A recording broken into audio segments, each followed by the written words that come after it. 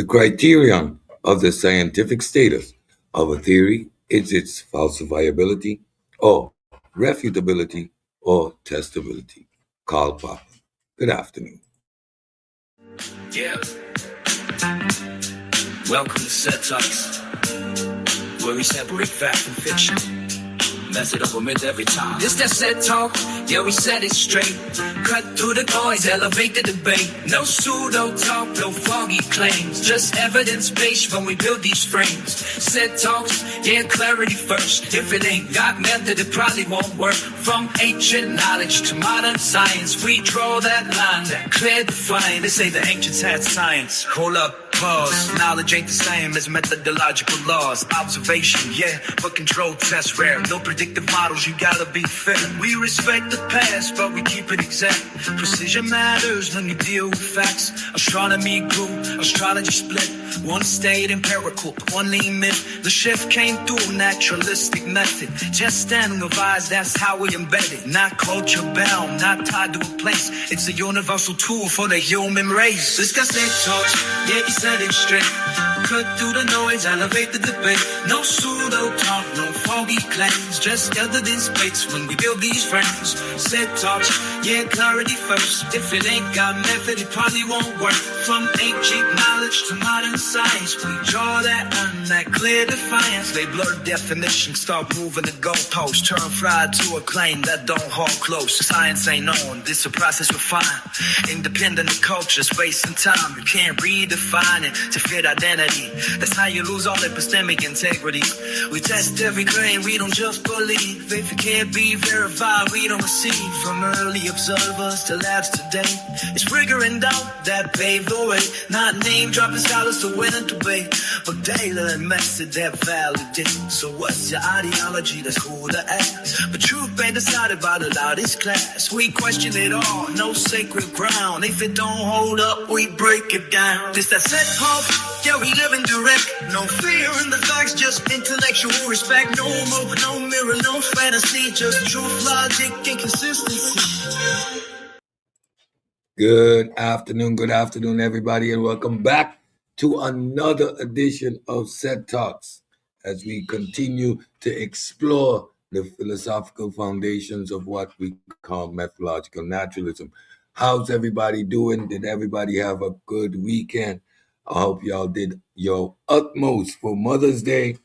The wives and the moms out there, I hope y'all celebrated accordingly with the family. Let me say good afternoon to 2 dogs and 4 cats. Love having you in the building. Shout out to Black Sun, who's always there in the building. I see you, Mel, in the building. And Grant, peace. Don't forget to hit the thumbs up button, smash the like button, share the show, let everybody know that we are in the building. And of course, it is a ritual around here. Before we get started, I like to get us having some music, get flavor going, let some people get in the building. So Ghouls is in the building tonight. You know PK is on top, right? Yeah. Check the credentials. You like the literacy for the stuff. Listen. Niggas doing their best, trying to best me try. Keep failing the test, got no pedigree. Unsuited killers, top dog versus ticks and fleas. Get them off me, trendsetters, everybody follow me. I'll make you beg for your life, praying on your knees. Little dudes ain't on my level, too hot, 33 degrees. That's boiling, just so cold with it, watching niggas freeze. Ice, psycho, bleed, flamin' nigga, please stop. Got everybody talking science, but they can barely read. I said the ignorance is like a fucking disease. I'm really starting to question the mental capacity. High school dropouts wanna compete with me. After class, get your weight up, it's so long, don't know where I'll be. Trying to retrofit the data just to match a prophecy. Nonsense, claiming ancient secrets, but it's really just a week. Hard to learn a lesson when you're dying just to breathe. Please, class dismissed. Top floor view, stay grounded. Ain't hard when you sit at the top. Give you coming for the stars. The missiles ain't got the target on lock. Don't play grounded in my game, steady as the rock. Ain't hard when you see it at the top. Give you if you're coming for the stars.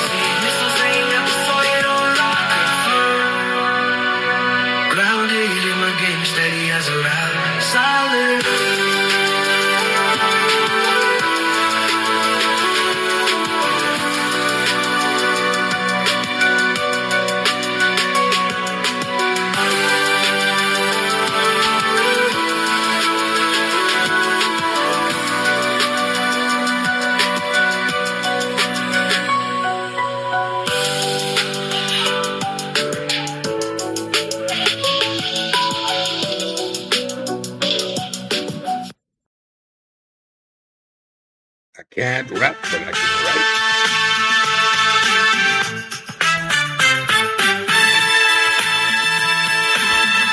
What's your ideology? Seems to be the question round here lately. Every discussion rooted in blackology, fueled by the lack of integrity. Case in point, the so-called strategy, misleading the people, high-level foolery.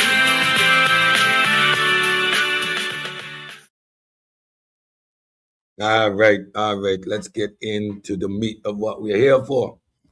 Today, as you can see, we are fixed in the modern era now. We're dealing with falsifiability, and we're dealing with postmodern positivism. We're going to go delve into the subject matter. But again, this is the time we're framing. This is understanding that the scientific revolution didn't end with the establishment of methodological naturalism.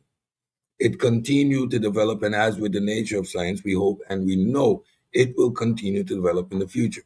Sunday, we took a look at these so-called bridge individuals who were existing in both paradigms, and it was important that we actually slow the conversation down and examine the philosophical parameters in which these gentlemen were operating, right? So we are now moving into the more modern era where we are, just like the video indicated, we still have these issues, the Dr. Sabis and the Dr. Layla Africas and all these snake oil salesmen. How do we determine fact from fiction? How do we actually determine the science is sciencing? Because, of course, you had the likes of Sigmund Freud, who just was was just making it up as he go. Then you had on the other side, as we examined Sunday as well, or examining later, Einstein.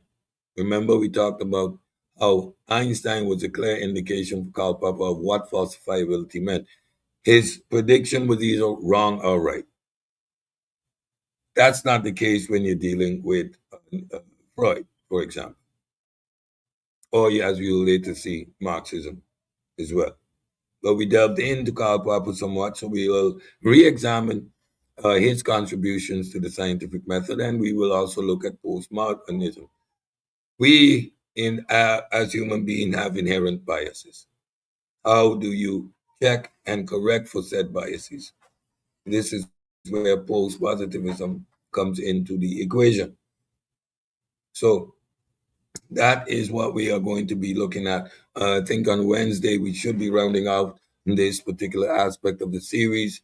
Look forward to another bridge this Sunday, where we will be going into the development of astronomy and the heliocentricizing of our solar system. We'll take a look at that process within the same work. We were looking at the bridge individuals and how their dynamic point of view within the totality of the scientific revolution led to where we are today. So we will start with the Islamic astronomers in quotations. We will actually examine what astronomy meant in that time frame, moving up and into the modern era. Shout out to the Anthony Space Show. Y'all, if y'all missed the Med Talks on Sunday, go look at both shows. First of all, a very informative lecture by Mac Rob, and then the post show, the Q&A show, where Mac Rob and the rest of the pseudo killers filter questions and answer those questions in the Hit the Button show. Pseudo Killers is a family of shows. We have more shows in development. We'll get to you in the near future. Right? Stay tuned, stick around. We are doing what is necessary for the upliftment in our community. Let's face it, we provide thousands of dollars worth of education for free. the kind of conversations we are having over here are postgraduate and graduate level topics. We are actually delving into the time frame, into the epistemic regimes of these individuals, unpacking them. I am so proud to be in a community now where things like the Kantian wall or Descartes' reasoning or Hume's middle finger to the establishment has become common nomenclature amongst this community. We are growing and we are doing exactly what we need to do for the future, for our babies, and for our community as a whole. Again, I have not discussed one formula, I have not discussed one scientific principle. All we've been discussing is the way of thinking. Scientific literacy is the vaccine against the charlatans, scammers, the hoodwinkers, and the hustlers in our community. All right. So, you know, I always do my little monologue, make this nice and official. So, welcome back to another Set Talks where philosophy, science, history, and critical thinking converge. That's true. Before we begin, let me shout out to all the people in the chat. Let me take my time and do that right now off the top. Black Sun. Peace, my brother. Peace, peace, peace. Let's go indeed. Two dogs, four cats. Thank you for being here. Grant is in the building. Yeah, I see Mel. Mel, the archivist, is in the building. Sir Goose is in the building. The God Killer himself is in the building. Peace to you, God Killer. Sosa is in the building. King Sosa, stay tuned. Look out for Sosa's World coming to the Pseudo Killers platform in the near future. Sosa's World takes you into a whole nother dimension, a whole other aspect of critical dissection of people's thought process. I got Isaiah 43 in the building. Thank you for being here, my brother. Don't forget, hit the like button, share it on your social media, let everyone know Pseudo Killers Said Talks.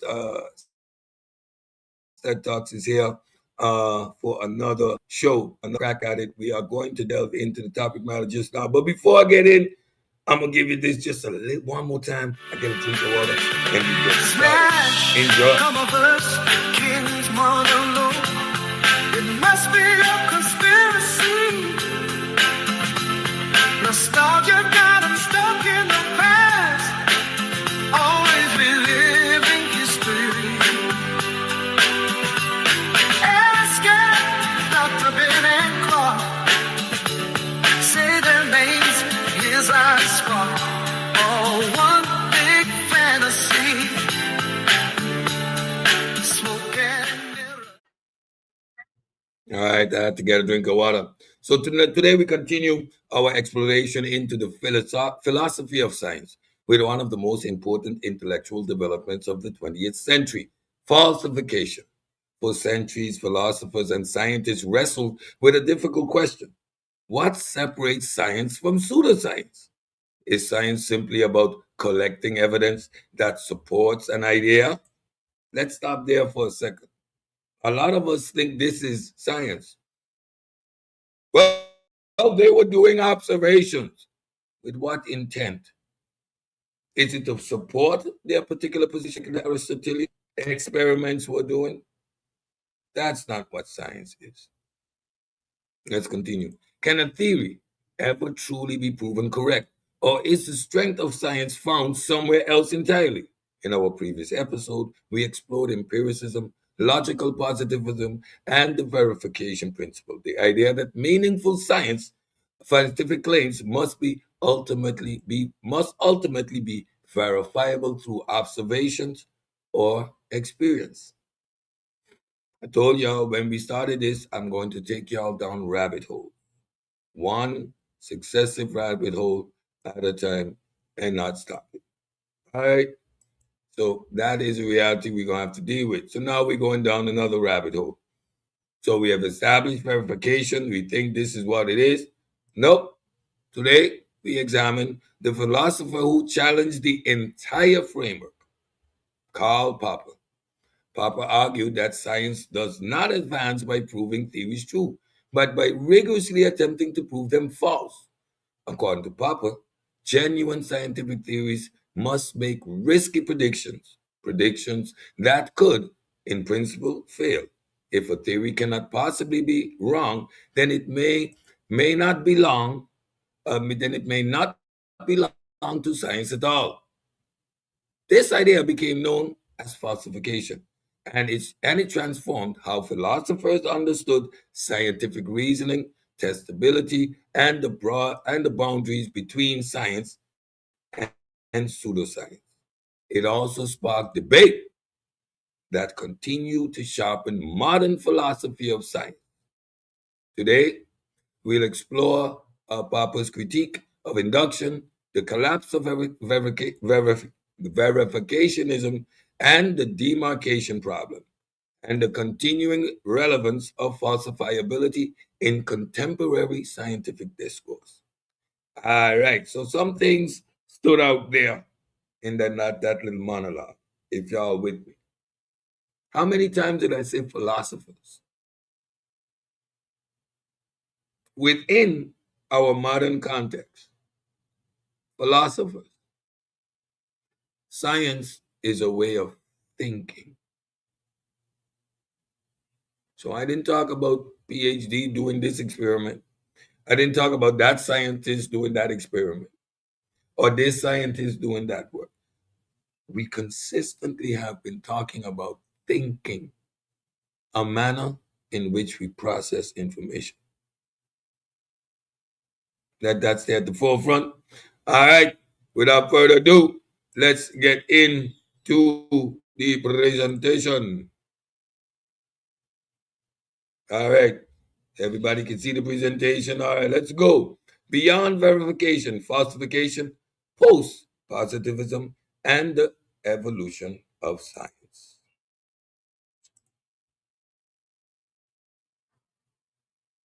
You ever wonder how we know what we know? Empiricism. How does it work? Herbal medicine remedies, the Dr. Sebi's, the quantum woo, wish yourself the good health. Mind-body dualism. How? How do we know? How do we determine fact from fiction? Starts with education. That's undeniable.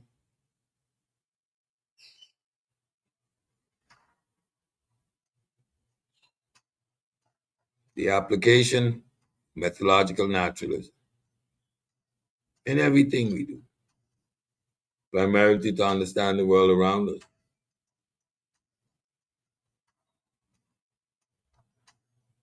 Leads to modern science in our endeavors to understand the world, humanity, and ultimately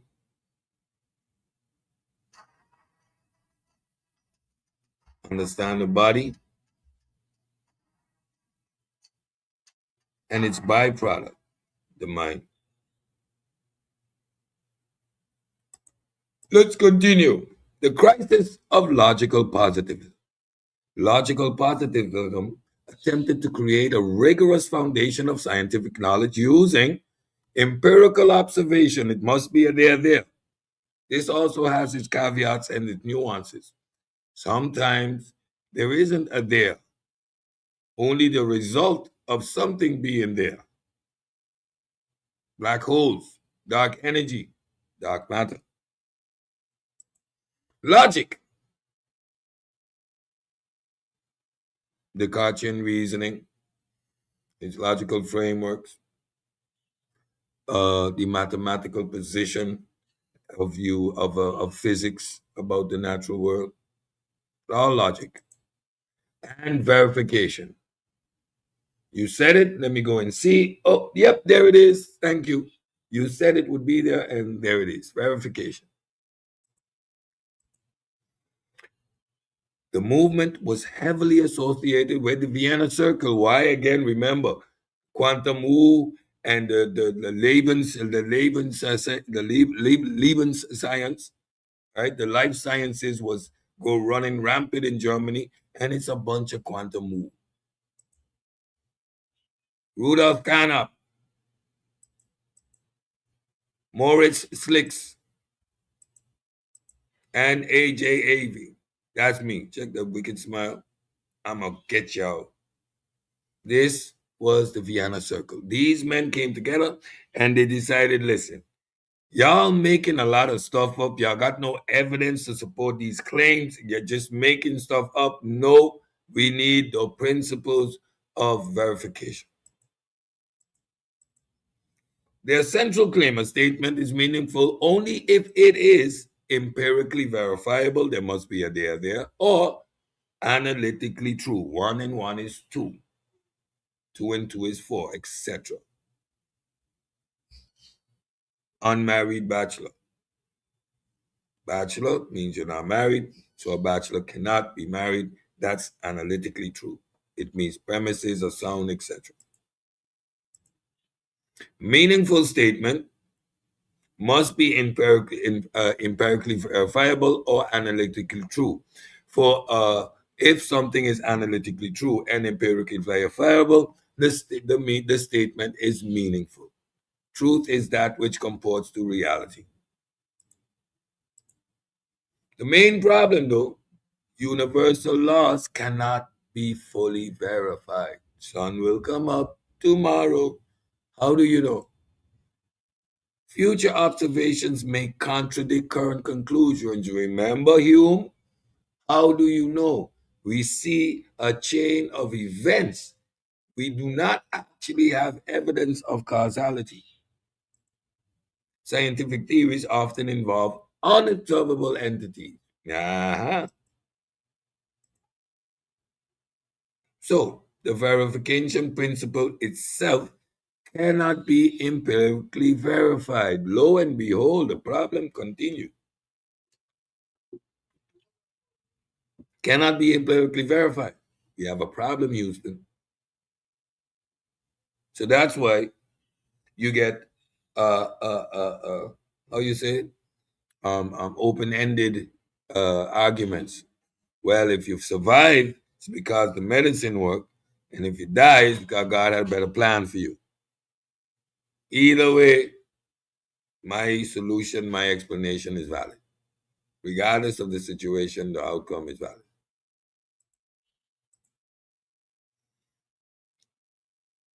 This last issue became devastating if principle failed its own standards. The principle failed its own standards. If the principle itself cannot be verified, how can it be a verification principle? Here comes Mr. Popper. Popper argued that science does not progress through verification. It really doesn't. Think about it. If I simply verify your work, I am not in a position to correct it. I am just cross-referencing, making sure that all the dots are crossed. Oh, okay, yes. You are not falsifying it. Think about that. Science progresses through falsification. A scientific theory is scientific only if it can, in principle, be proven wrong. This is that counterintuitive nature on which science operates. My colleagues, shout out to the pseudo killers, we are not here sitting down patting each other on the back. We are dismantling each other's positions, find the fault in it. No, I don't like the way that's stated. You may have a point there, but you need a little bit more research. Now, support that. I need a source for that. I don't believe you. We're going out of our way to find the holes in these positions. And so doing, you are now establishing the process. You are finding all the ways in which it's not done. That's a wealth of information into and of itself. But simply going to say, well, Cream said ABC, and I go and verify, yes, it says ABC. All I did was establish and confirm what Cream wrote. I'm not independently verifying anything. You get that? If I simply go and say, oh, yes, oh, yes, oh, yes, oh, yes, oh, well, Freud said XYZ, and when I look, it was XYZ. Am I falsifying? How do we stick that? That doesn't give us any verification in principle. It only says, yes, he did that. Okay. Does that make it science? Does that make it verified? Does it make it cross reference? No. I must attempt to tear it apart. And in failing to tear it apart, it becomes now established. Core principle of falsifiability, a scientific theory, must have testable predictions and it must be refutable. It must be refutable. Water boils at 50 degrees. You can test that. You can take a pot of water, put it to boil. You can take a thermometer, stick it in, and at 50 degrees, you will see no boiling. I have been refuted because the claim I made can be testable.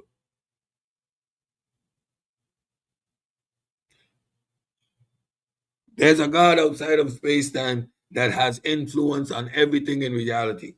Is anything there testable? Put a one in the chat. I went there. I went all the way there. No, right? Nothing I said can be tested. Nothing I just said can be tested. That's an unsupported, arbitrary claim. It's not even a hypothesis. There's no there to assert certain, to make that assertion whatsoever.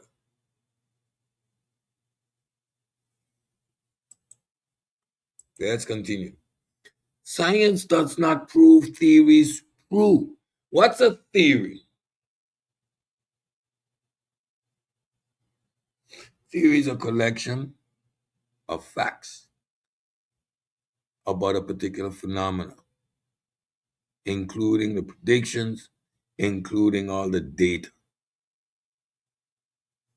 So now when we have a theory, we subject that theory to testing. Oh, he said it's A because of XY conditions. Okay, we're going to make A and XY conditions. We're going to test it, and then we're going to do it on the B and C and D and F and J and K and find every way to prove it wrong or see what it could have done if it got better, if they do it on a better way, or if they reconstruct it, or if we now this approach is completely wrong. We're gonna deconstruct this whole thing, we're gonna run this whole experiment over, and we're gonna prove you wrong.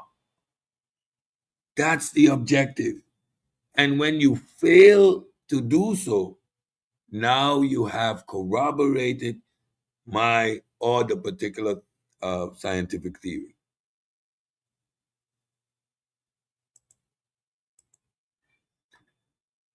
Theories survive temporarily until better explanations emerge or contradictory evidence appears. Yeah, you guys changing and science gonna change tomorrow and it's not gonna be the same. We should hope so.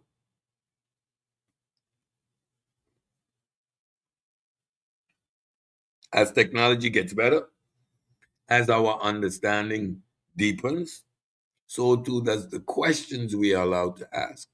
Your question, the depth of your question can only come from the depth of your knowledge and understanding of the natural world around you.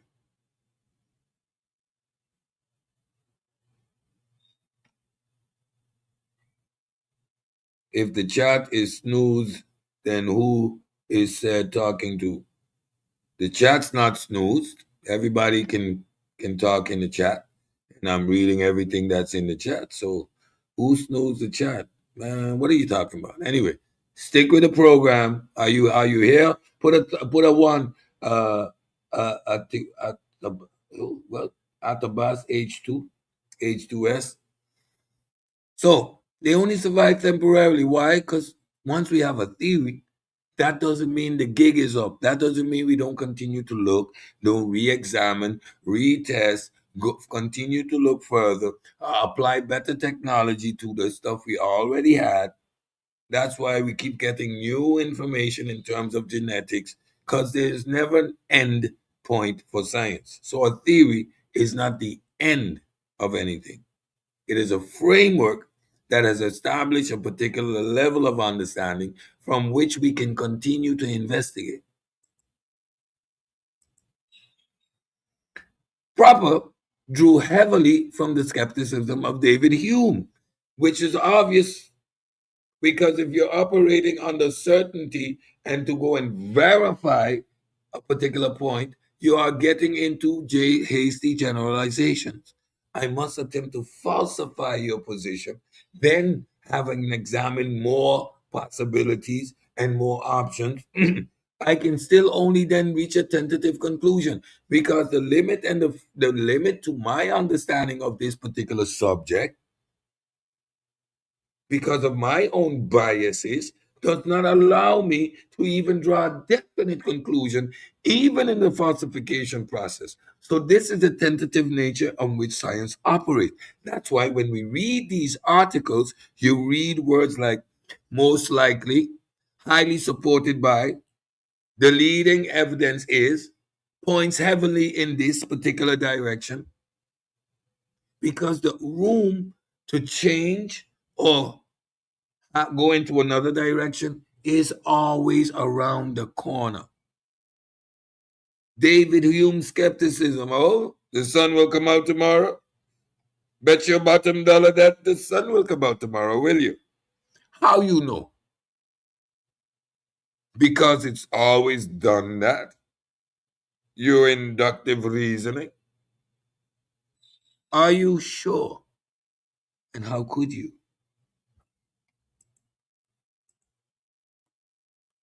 Y'all know I gotta put him in there. Yeah, that's my boy. That's my boy. No number of successful observation can logically guarantee universal truth. Let that sink in for a minute there.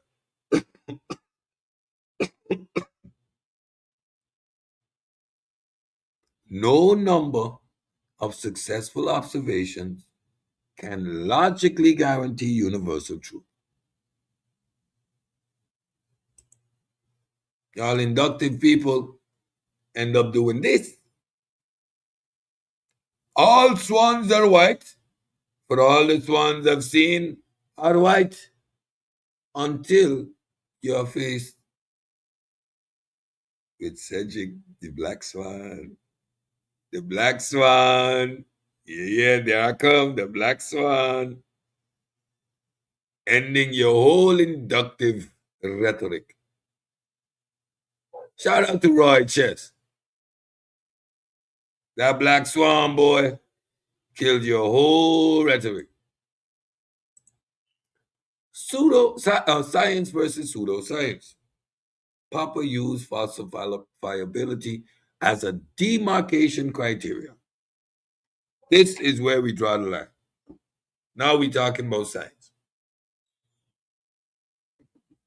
Now, and only now, we are talking about science. Papa said, scientific theories. This one is Einstein's. Light bends. Make risky predictions. Exposes themselves to failure. This is Einstein's prediction here.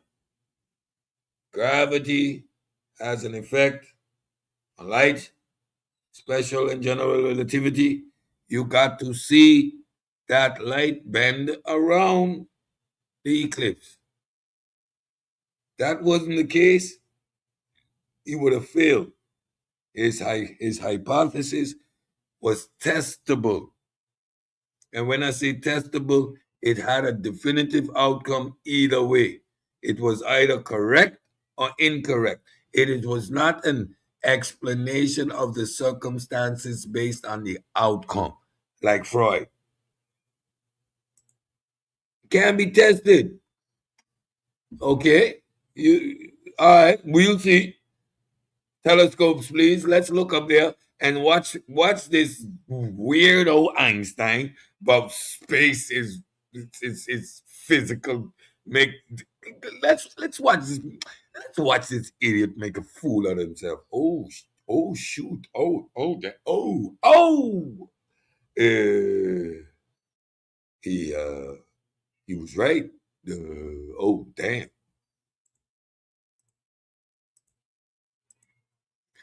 Pseudoscientific systems explain everything after the fact. Post hoc rationalization. The difference between science is and pseudoscience is the one that has the novel testable prediction. Novel testable prediction. So Goose, I see you in blue. Thank you. Thank you, Miss Dave. Thank you, God Killer, whoever. Thank you. Now my co-pilot got his wings. You're gonna get the sources in the chat when necessary. Thank you. Appreciate that. Appreciate that. So they explain everything after the fact. Well, you know what happened was is that, well, if you take into account the trajectory of the projectile, it was moving towards the necessary angular momentum cause of friction, and well, that's why the earth is flat. Everything is explained after the fact. Have no models that give predictive outcomes that you can move towards. This is very important. When y'all hear me say, hey, that's post hoc rationalization, explaining after the fact.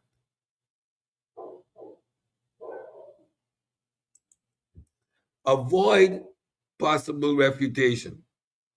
Hey, no, we don't want it tested. We just tell you what the outcome is. We don't give you our methodology. You just gotta trust me. Just take the brown paper bag and all you need to do is make sure you take 2 scoops and put it in boiling water. And it'll take care of your cholesterol. It will take care of your kidneys issues. It stops diabetes. It will cure HIV. It fixes cancer. Trust me. Yes, it does. Yes, it does. No, you see, I don't send it to the white man because if the white man tests my stuff, he's gonna take it, and then they're gonna come and get me. And then you know what they did to Nikola Tesla, right? You know, you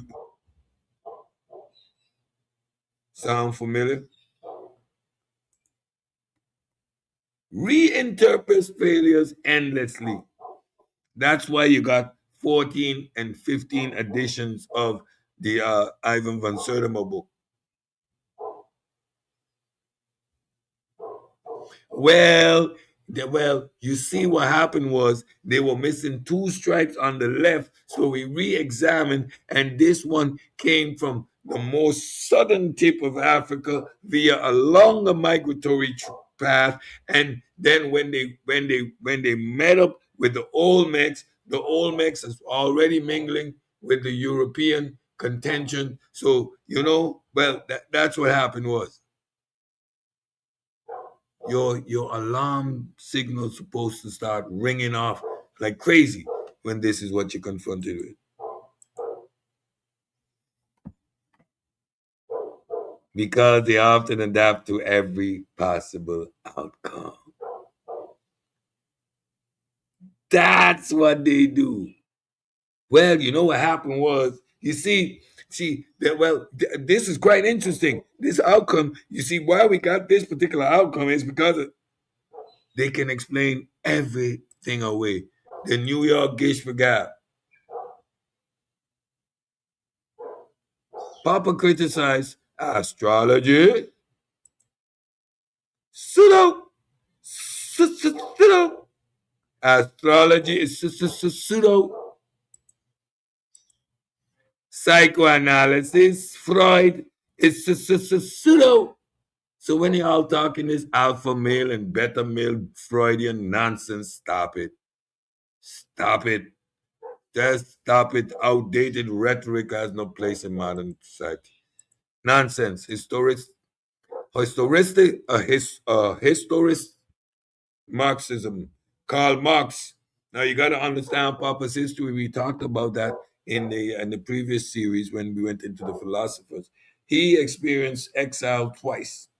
His experience, he had a brief run-in with Marxism when he was a teenager, and on one of the protests, many people got killed, right? And this man just simply had a excuse for why that was, and he saw Karl Popper start to see early the flaws in that type of rhetoric. It was unfalsifiable. That was one of the main reasons he went down the direction he went into, because he was a Marxist from young, and he saw a group of young men get killed. Of course, he was alive for both World Wars. As a child, right, and coming from a Jewish background, you can understand his opposition to these type of pseudoscience and fake narratives. Shout out to Karl Popper. The rise of post-positivism. This gave rise to post-positivism.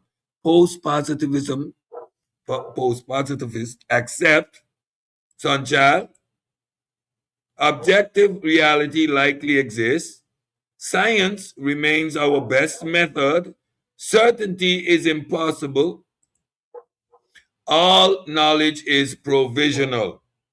Sunshine, so when you were attempting to skew the evidence or skew postmodern positivism in an angle away from empiricism, that was ridiculous at best.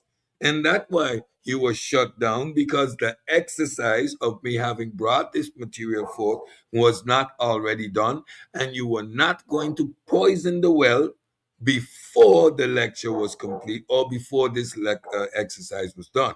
So we already understood what you were trying to do, right? And the disingenuousness of your person at that moment is apparent again, because you are attempting to pretend that post positivism is moving away from empiricism. Empiricism remains the foundation.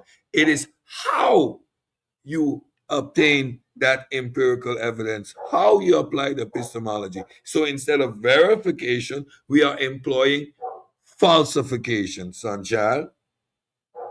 I told you, slow your horses. This is in development. You're insisting on having a conversation in front of the class or in front of the exercise that I'm doing in order to poison the well. I told you, I don't claim to be the smartest around, but I'm smarter than most of y'all on any given Sunday, especially when you try these underhanded little tricks. Yes, likely exists. Why? Because we do not speak in absolutes, but that is the framework within we work. Probability wise, it's 99.999999999999999999999999999%. But we still say likely. We already covered that. I think you're a little bit late. The way science speaks allows for the probability and remains then within that aspect of humility by not affirming certainty. Certainty would indicate a full stop. A full stop means that science doesn't continue. Probability, likelihood remains a reason to actually continue to investigate. It is within that self correcting mechanism that it is built in. So over time, philosophers, again, who? Philosophers realize that science is more complex than either verification or simple falsification. Over time, philosophers, thinkers realize that the tool those thinkers use to provide information about the real world is more complex than either verification or simple falsification. Key thinkers, Thomas Kuhn. Stay tuned Wednesday when we hit some of the modern day big boys. Introduce Paradigms. Now, when I'm talking about paradigm shifts and Reggie doesn't understand what a paradigm shift is, I realize I got to do this. I got to take it from the top, work my way all the way down. Because if a grown man in this community has no clue what a paradigm shift is, then what are we talking about? What are we talking about? You have normal science and scientific revolution. Science sometimes changes through conceptual revolutions rather than gradual accumulation. Now, there's one particular one within our modern lexicon that we can always refer to real easy. What was the last paradigm shift we experienced a little while ago? A paradigm shift that brought the likes of a Cedric and a God Killer from across the different spaces. We were dealing with something that all of us was faced with. It put us into a paradigm shift. What was that? The recent pandemic, several paradigm shifts. The way we communicate. Look at StreamYard. Look, this is right here is a byproduct of that era. The necessity to communicate, business had to continue. These tools are a result of that paradigm shift. What is another major paradigm shift within that epistemic rupture that we just experienced? mRNA technology is here. We are not going back, ladies and gentlemen. Delivery systems, medication, all of these concepts have had a fundamental change, a shift, a paradigm shift. Mind you, such a dramatic paradigm shift that if COVID, if the pandemic had have ensued about 20 years before, where mRNA technology was not developed, I might not have made it because I would have been subject to herd immunity. I would have been subject to herd immunity because those generation of vaccines, a person has immune compromised like myself, the risk is too great, so I cannot get those vaccines. Fortunately, that paradigm shift allowed for people with immune compromise issues to not have to rely on the goodwill of people who ain't thinking straight, and I could have gotten the vaccine front row and center. That's a paradigm shift. The way we communicate since then has been a paradigm shift. We fundamentally don't go be outside as much. Changed that dynamic.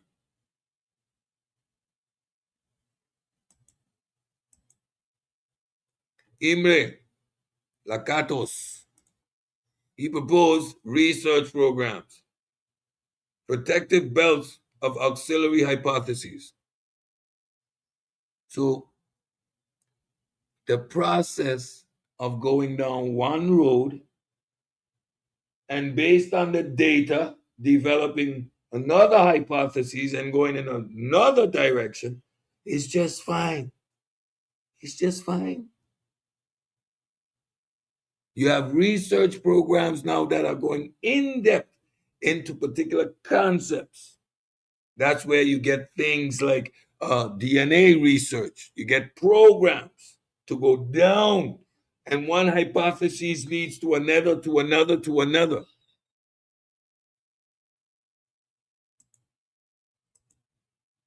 Scientists do not abandon theories immediately after anomalies. So you see that? An anomaly doesn't mean, oh, throw it away. You continue the exercise. You continue. Do not abandon ship. There is no end goal. And if your hypothesis took you left, you follow where the data takes you, which may require the adjustment of your hypothesis, abandoning all hypothesis, developing a new one. But that's the humility and the pliability of the scientific endeavor. Sosa is one of the first people to use the word serendipity. A lot of scientific discoveries were serendipitous. Viagra, the weight loss, Ozempic, especially with drugs, we see this a lot. They go down one particular road of intent based on the biochemistry that they understand at the particular moment. They develop hypotheses, isolate active ingredients, start to do their random trials and their testing, and once it gets to human trials, there are other effects which lead the research into different direction. This is something that is part and parcel of the scientific process. Science itself, as we have been examining, is serendipitous in and of itself. There was no singular attempt to codify science. There was people trying to either maintain the status quo of the establishment. Those of the establishment were trying to maintain the order. Based on this new wealth of information, their empirical system fell apart. Once your empirical system falls apart, your epistemic regime starts to crumble. It is those that were responsible for the previous epistemic regime are going to be doing the work to establish the new paradigm, new epistemic regime. Shout out to Reggie. Know what paradigm is? Damn. Paul Ferbenada. Feyer Bend. Feyerabend critiqued rigid scientific methodology itself, famously argued anything goes. There's a level of creativity that you must employ in your science, your ability to flow where the data leads you. This strict adherence to a particular mind frame because you have an hypothesis and you're going to work in a singular direction prevents you from gaining scientific discoveries.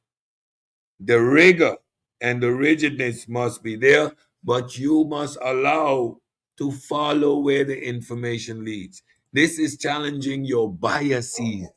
You understand what this is all doing? Too often misunderstood, he emphasized the complexity and the historical messiness of science. This is what we have been discussing throughout this whole series, the messiness of science. It is not one, two, three clean. Newton wasn't trying to establish no independent laws. He saw himself as a failure. When those who was engaging with his work told Napoleon, I see no reason to posit a God. Well, Newton failed. Let's face it, he failed because he was going to put order back into the house. Galileo fighting with the people who developed the astrology based on their astronomy, mind you. He is still practicing astrology, but correcting the astronomy. Now, the astronomy then don't line up with the astrology no more, bro. Ah, those astrological principles are based on something completely different. This is the confusion of these people. They are human beings. But this is important. There's a certain level of creativity that is required even when you're engaging within these rigid four frameworks with all these constraints put on you. Your biases, check them. Your hypothesis is going to put clampers on you, going to make you like a horse that with the side clampers on their eyes. Correct the terminology. I'm not into equestrian like that. The blinders. Hey, there you go. The blinders on. Only straight ahead. What these thinkers are telling the practitioners, oh, take off the blinders, bro. You are in the area of the unknown. Explore.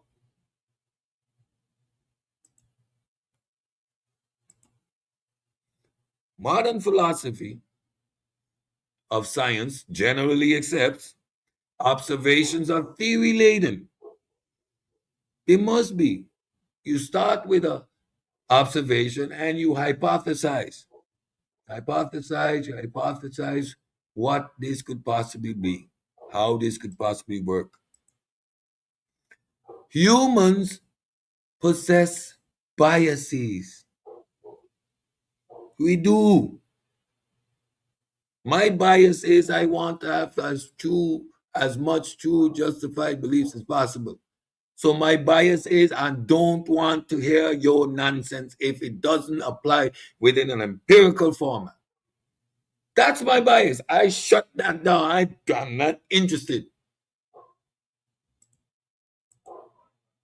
Certainty is unattainable.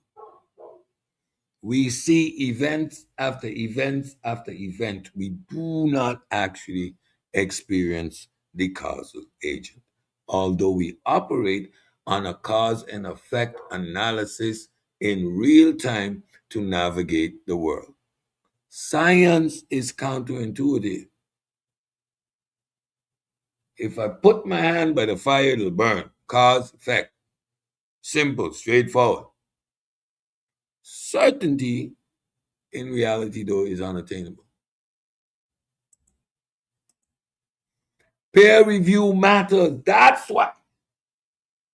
Yeah, peer review. Well, it's the insider group, and it's the guys that write the books. And a shout out to TMI, the Carnivorous Podcast, for their infantile arguments with regards to peer review. Y'all think it's a buddy club. It ain't a buddy club. What did he say? Get me that paper ASAP. Get me that paper. Put on the extra magnifying glasses. First, they're checking if every sentence is coherent. Every formula is in place. Every principle is correct. And when that's all the case, then we start to just test it. And then they test it your way, they tested 20 different other ways, hoping to find just even a 1% better outcome. To run back and say, you were wrong. No. You had a ratio of 1 to 7 and a ratio of 1 to 6.34542 is better. Nah. They will do that. Your friend, bro. We competing. Every day. A new physicist gets up saying, I'm going to prove general relativity wrong. That's his mission. Y'all out here, Einstein. These people going, Einstein, why? I'm going to prove him wrong. Well, how you think they end up getting Nobel Peace Prizes in his work? Because they think of him as royalty? Nah. I'm going to be the one. I'm going to be that dude. I'm going to overturn Einstein. I'm going to prove him wrong. He had a good idea, but he didn't take it far enough. He didn't know this. He ain't figured that out. We over here saying Newton, oh God, he's a scientist.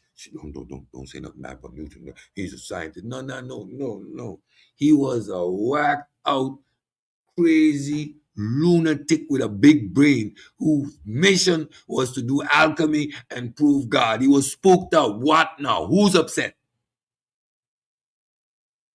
Who's upset?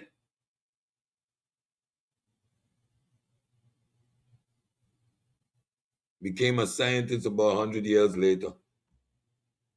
106 years later, to be exact. The word came into existence.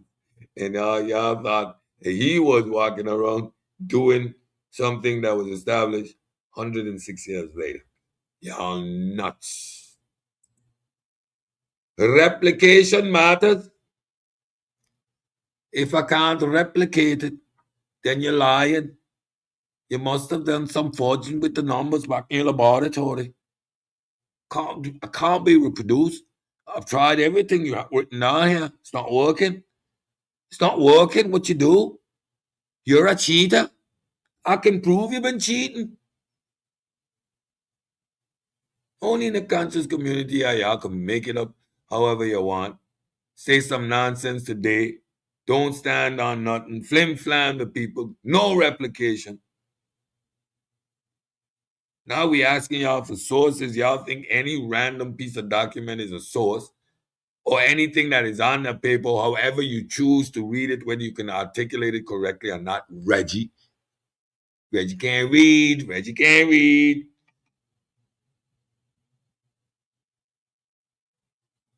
Replication. Reproduce that. Say it again. Same way. Same way. Exact same way. Say it again. Get out of here. Criticism matters.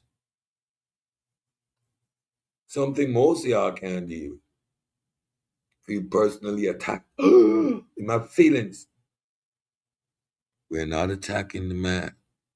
We're attacking the information. Criticism is warranted. Y'all even can't deal with the criticism. You get accused of particular fallacy instead of trying to understand what the fallacious argument is, meant, or contains. Y'all just run away with it.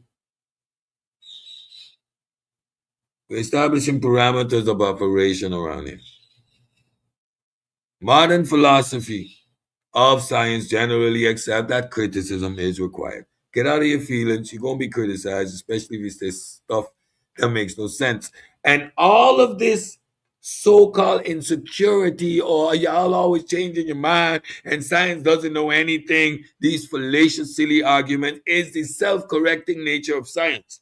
So every complaint you have about science and the evil science did and the wicked science did and the science did this and the science did everything you complain about with regards to science, the only way you know it is because of science.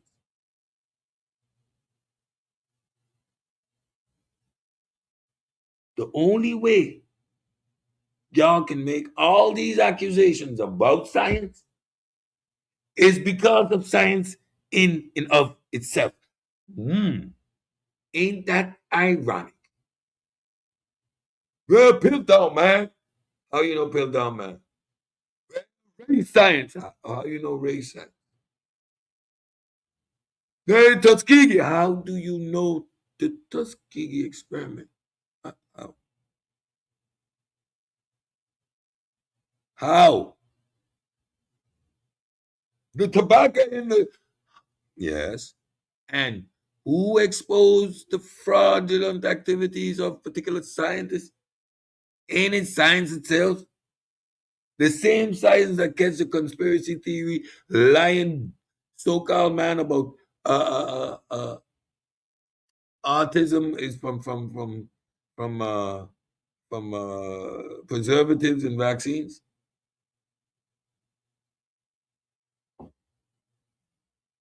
Science is self-correcting. Ain't trust nothing. They test gravity every day in some lab somewhere in the world. The lab that finds the day that gravity moves at 1 decimal. 1 decimal. It moved just 1 unit. We gonna know about it.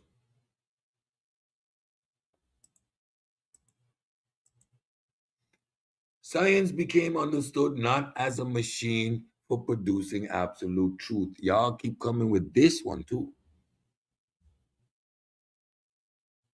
Now, y'all realize now, we don't have to go all the way back. I'm gonna hit you with my buddy Hume.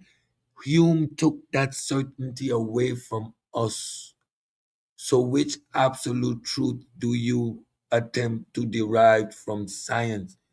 It is the best model, our best interface with reality that we have right now, based on the current status of the information we have, based on the current status of our ability to examine and investigate. This is where we are right now.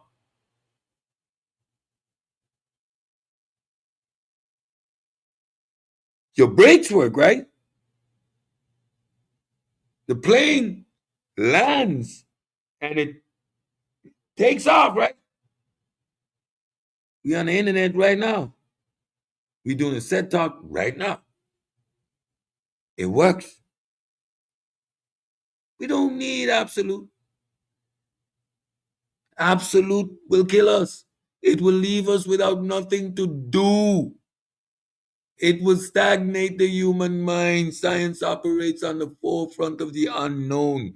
This is regurgitation. What we are doing here is bringing the rest of the pack up to the understanding that we have.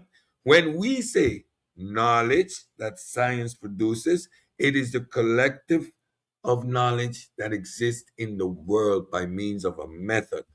Those guys that are producing the knowledge are not interested in this stuff once it is here.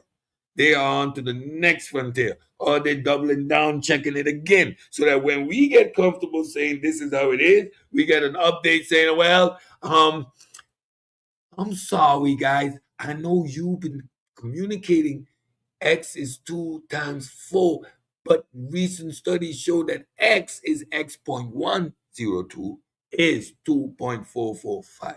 So yeah, with the extra tools we got, we were able to see beyond the limited scope of the initial X, and we were able to identify those abandoned them so that X seemingly it is not alphabetical alone. There are many numerals that you can detect once you have a specific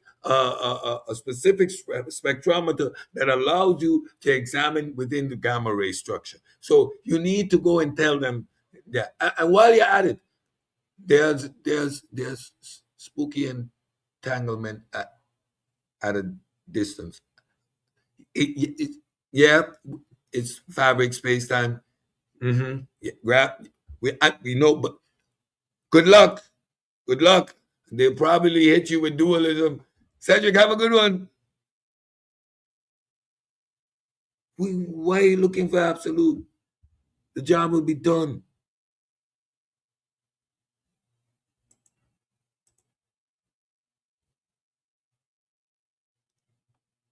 See this? It is a process for reducing and correcting errors in our understanding of the world. Why would that be? Go back to the epistemic rupture. Almost 2,000 years. These people were living with a philosophical framework that was flawed. The system they had did not allow or create an environment where errors were corrected because the philosophical framework was the dominant factor. So any corrections needed to be made would be made within that philosophical framework, limiting the ability to actually make productive corrections. We're going to see that when we get into Copernicus and the likes. So no amount of more information would have developed a system called science. 2,000 years, scholasticism ruled the day. Scholasticism simply built on what they had before. The process of reducing errors was not the foresight. The ancients' errors. Well, what are you talking about? Which errors you can listen, bro? You atheist, anti-state sponsored religion. You have your head, bro. They want to kill you, man. Many people misunderstood science. Many people misunderstand science because they expect certainty, especially over in this community, right? Y'all don't know what you're talking about. Tomorrow, y'all gonna come back and say that science. Let me do a science cheers for you. Now, I don't know what you talking about. You think science is everything. Science, they always come back and saying you they were wrong. Science always debunking, always getting debunked by science. So how you gonna take anything that science says seriously when science is in the practice of debunking science? That makes absolutely no sense. Oh. But you gotta be a fool, or you gotta be a pseudo killer, or you gotta be a god. This man calls himself the God killer, and he thinks, and he doesn't know that science is debunking science every day. Every day they debunking science with more science. So I don't know what this so-called God killer talking about over here. Our ancestors, their spirituality was always intact. They never changed up their spirituality. Their gods was their gods. So I don't know what you talking about, because science always debunking science. So how can you know anything if science always debunking science? I'm just saying. Shout out to Sanchez. But uncertainty is not a weakness, folks. It is part of the scientific honesty. Without that humility, without saying, I don't know. I don't know. If I don't know, what leave me with? An opportunity to find out.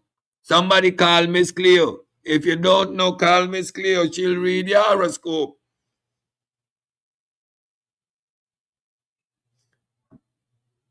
Science is self-correcting.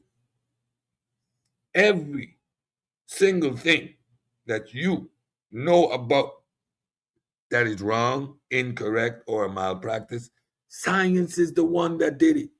Recalls happen because science says, whoa, this failed our protocol. That's not good. Bring it back. That self correcting element is why we trust science. The self correcting element, the fact that science says we are never 100% sure tentatively. And if we're wrong, we'll be the first to let you know. That's intellectual honesty.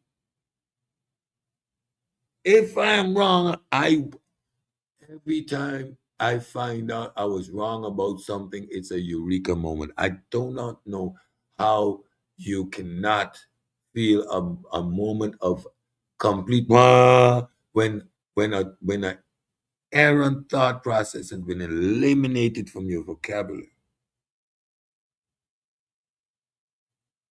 Crazy to me. So post-positivism helps explain why scientific models change, folks. We have the out of Africa theory. Now, within that theory, you have models. These models change. Migration times change. They get extended. They get shortened.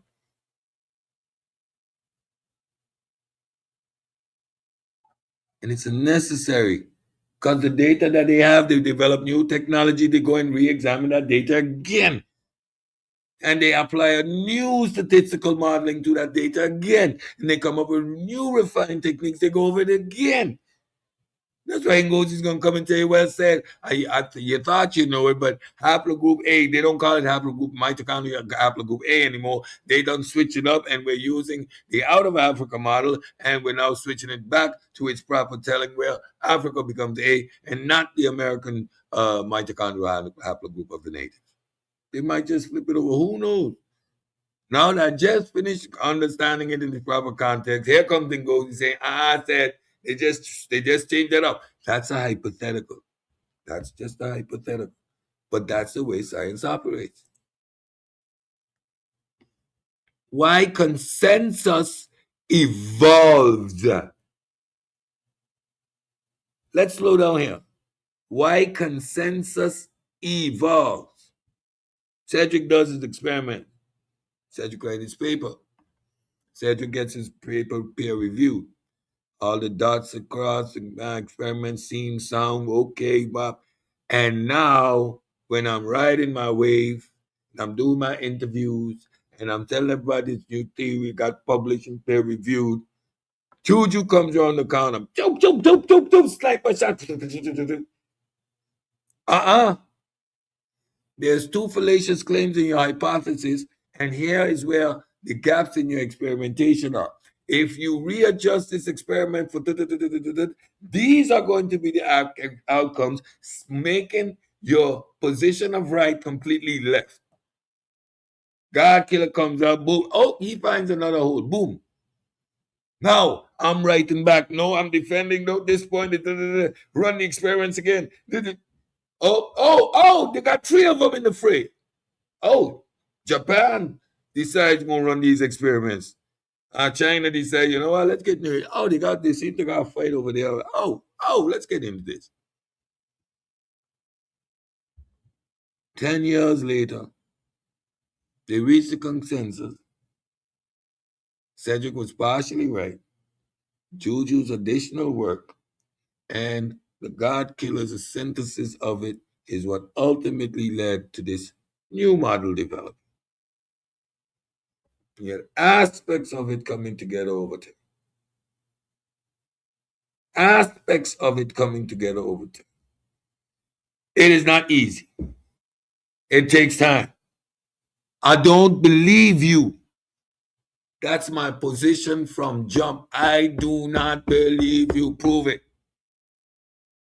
And once you've done everything you can to establish a coherent synthesis, a properly framed hypothesis with your novel testable prediction, we still got to wait to that novel testable prediction to be established, executed before you in the conversation.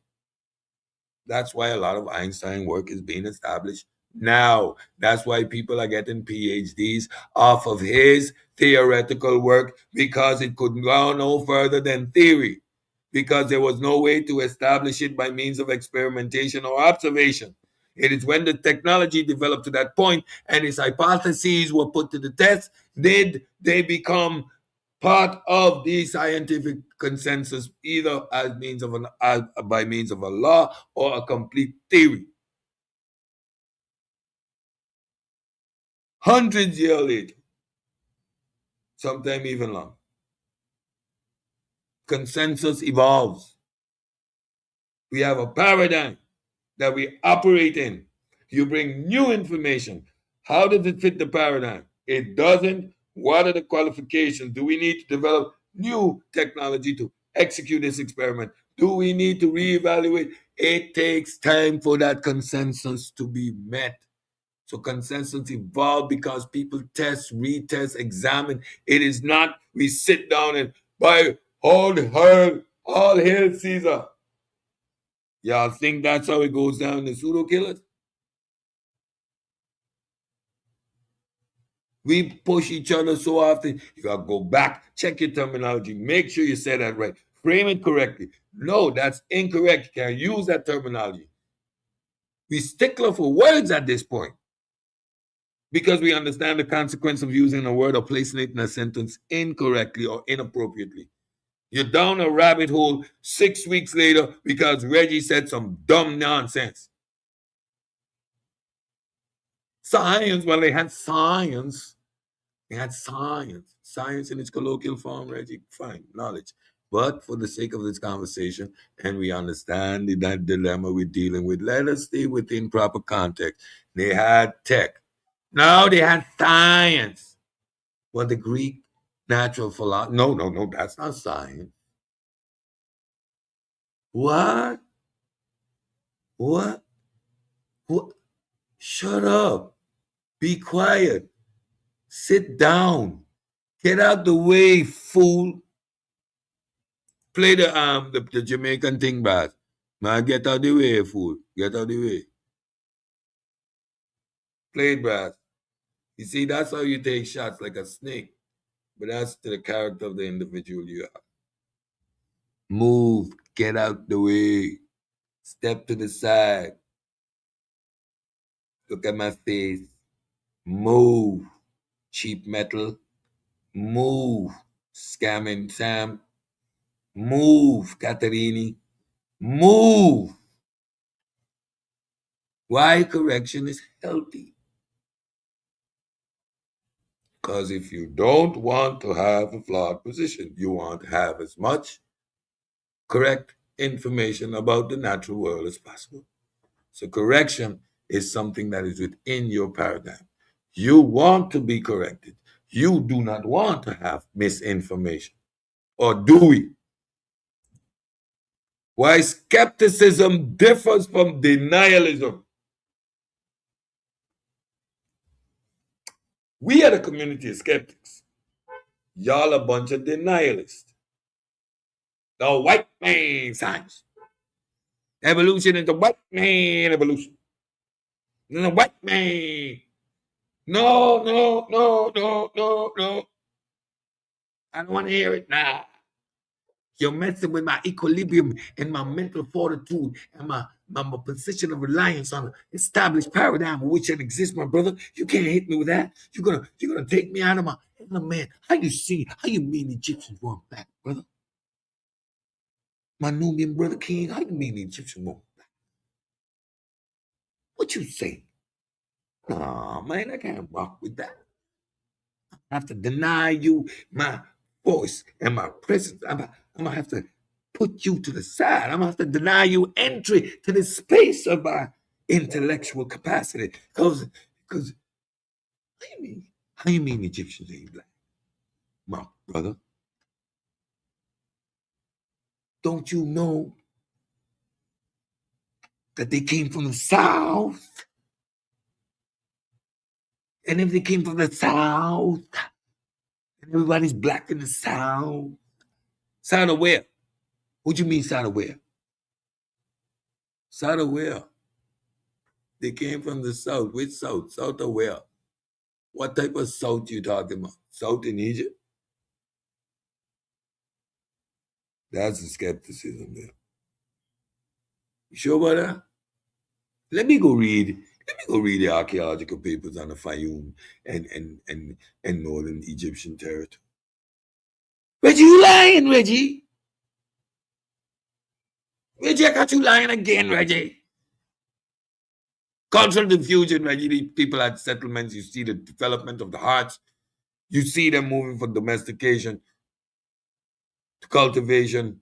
You see the import of livestock from the Levant. Why you lying? Why you lying? Because you deny science? And my skepticism helped me catch you. Caught you scamming.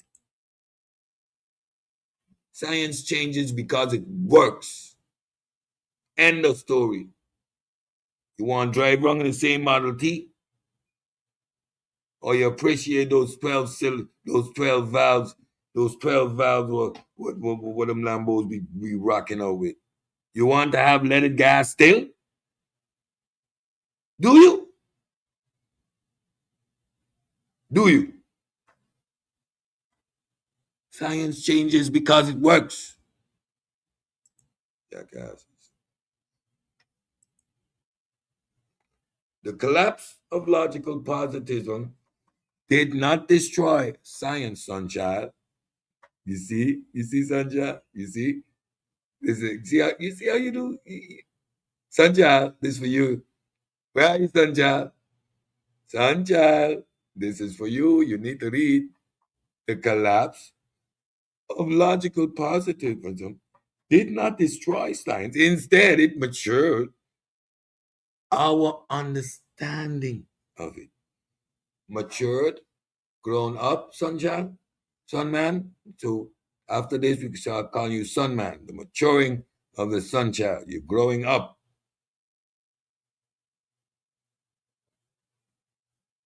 With me?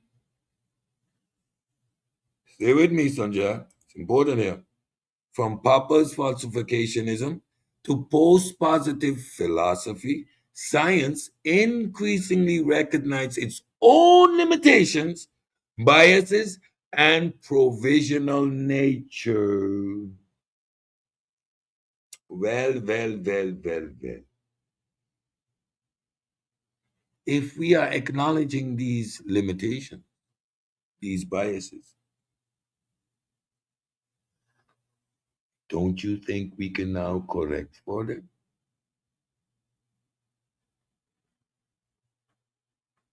Sanjay?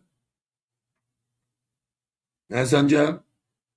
So you see, your attempt to say, well, postmodernism has left sciences. No, Sanjay.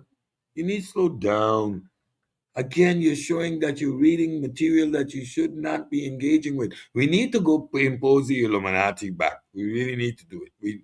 We are going to reinstate the Illuminati. You do not have the prerequisite understanding. You shall not engage with certain material because you read a sentence and ran up here to say science is dead. What's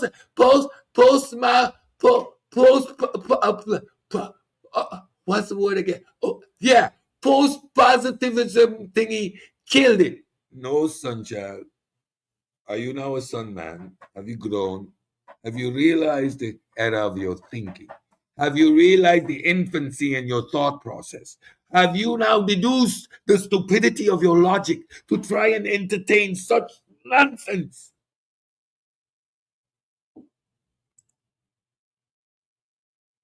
Yeah, look how he's looking at you. Look how he's watching. Huh? Look how Papa watching you, son, child. Can y'all do something with this goddamn? Check that dismissive look he giving you, son, child. Like, get out of here. Silly child. And paradoxically, this recognition made science stronger, son, child, not weaker. It made us stronger. Strength comes by acknowledging the weakness. Son, child. ¿Me entiende? ¿Me entiende, cabrón? You understand? It don't make it weaker. It make it strong. It make it strong. And science is strong. Because of it, that's a falsification.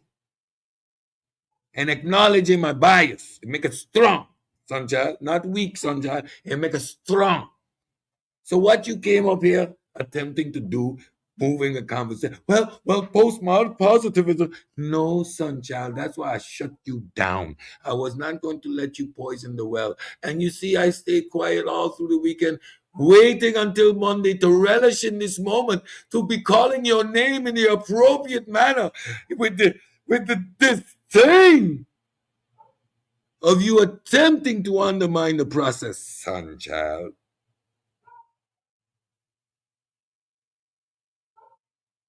It made the scientific process stronger. It gave it character. It gave it a pair of cojones because now it acknowledges its limitation. It pays extra attention to its biases. It re-examines and re-examines and re-examines because it understands the limitations of its provisionality. We are stronger. We are stronger. We got cojones. We are not weak, puny humans like the sunshine, who cannot understand the information, who thinks forever an attempt to have a gotcha moment. Bibi ping! Bibi ping! Wiley Coyote, you will never catch Bibi ping! What's up, Doc? The power of science lies not in claiming infallibility, but in its willingness to be challenged, corrected, and revised in light of new information. Science advances not by protecting certainty, but by exposing ideas to criticism. That's why peer review and criticism are all part of the process. Shout out to Try Media, who trying to undermine the process of peer review as if it's a group of buddies who sitting together smoking cigars, drinking exuberant alcohol, and then becoming homoerotic like Corey. That's not the case. That's not the case over here. We dig into each other's work, try as best you can to tear it down, and in my ability to not do so, have established the correctness of your method. Without attempting to verify it, I verify it. By attempting to falsify it, you actually verify it. So what you were trying to do with verification principle, you actually achieve through falsification. Boom, bam, bam, boom, bam, bam, psh, psh. Ha ha.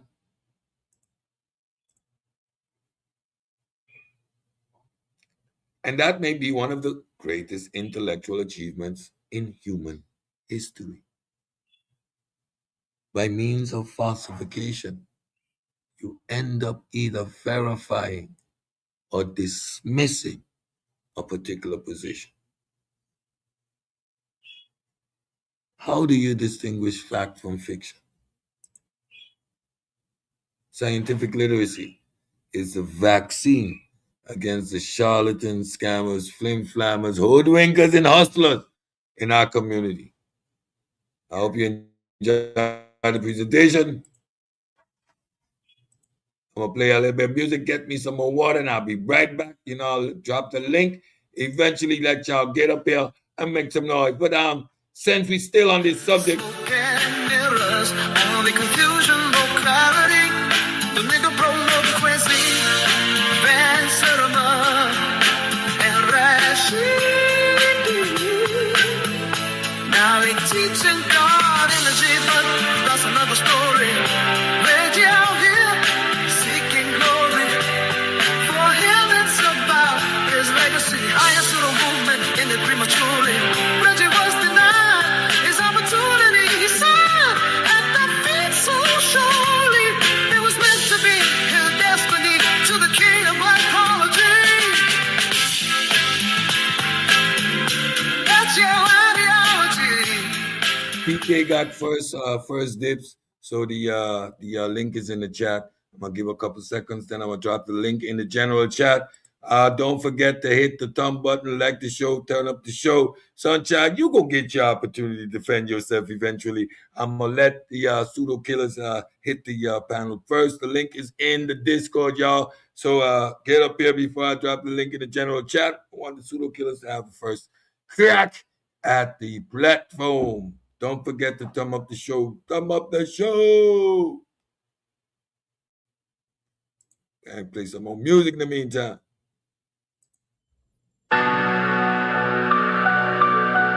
Yeah. Check the credentials.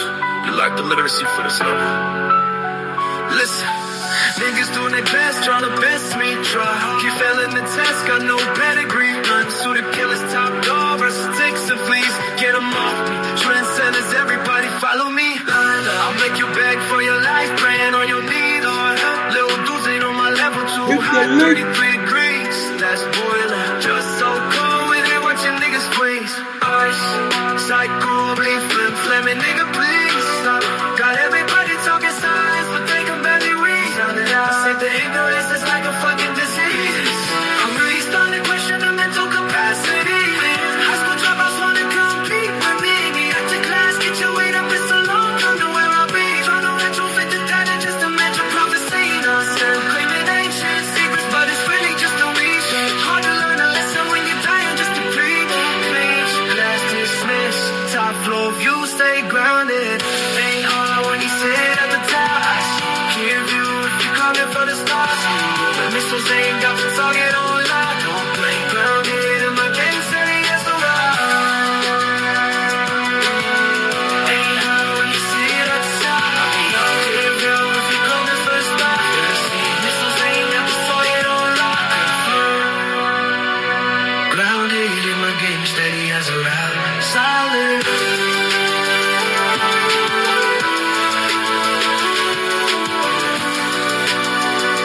How is your turn, Sunshine? It's Monday. It's the Post-Positivism show. You want to go? You got it.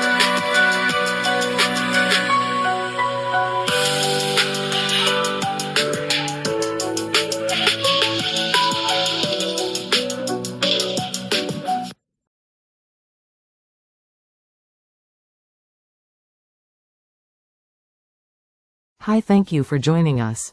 We appreciate your support. Like, share and subscribe to the Pseudo Killers and community of skeptics.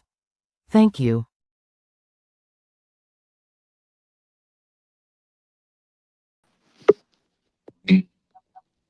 What it do, God killer. What's up, man? I was waiting for the pseudos to arrive. You have a special way of...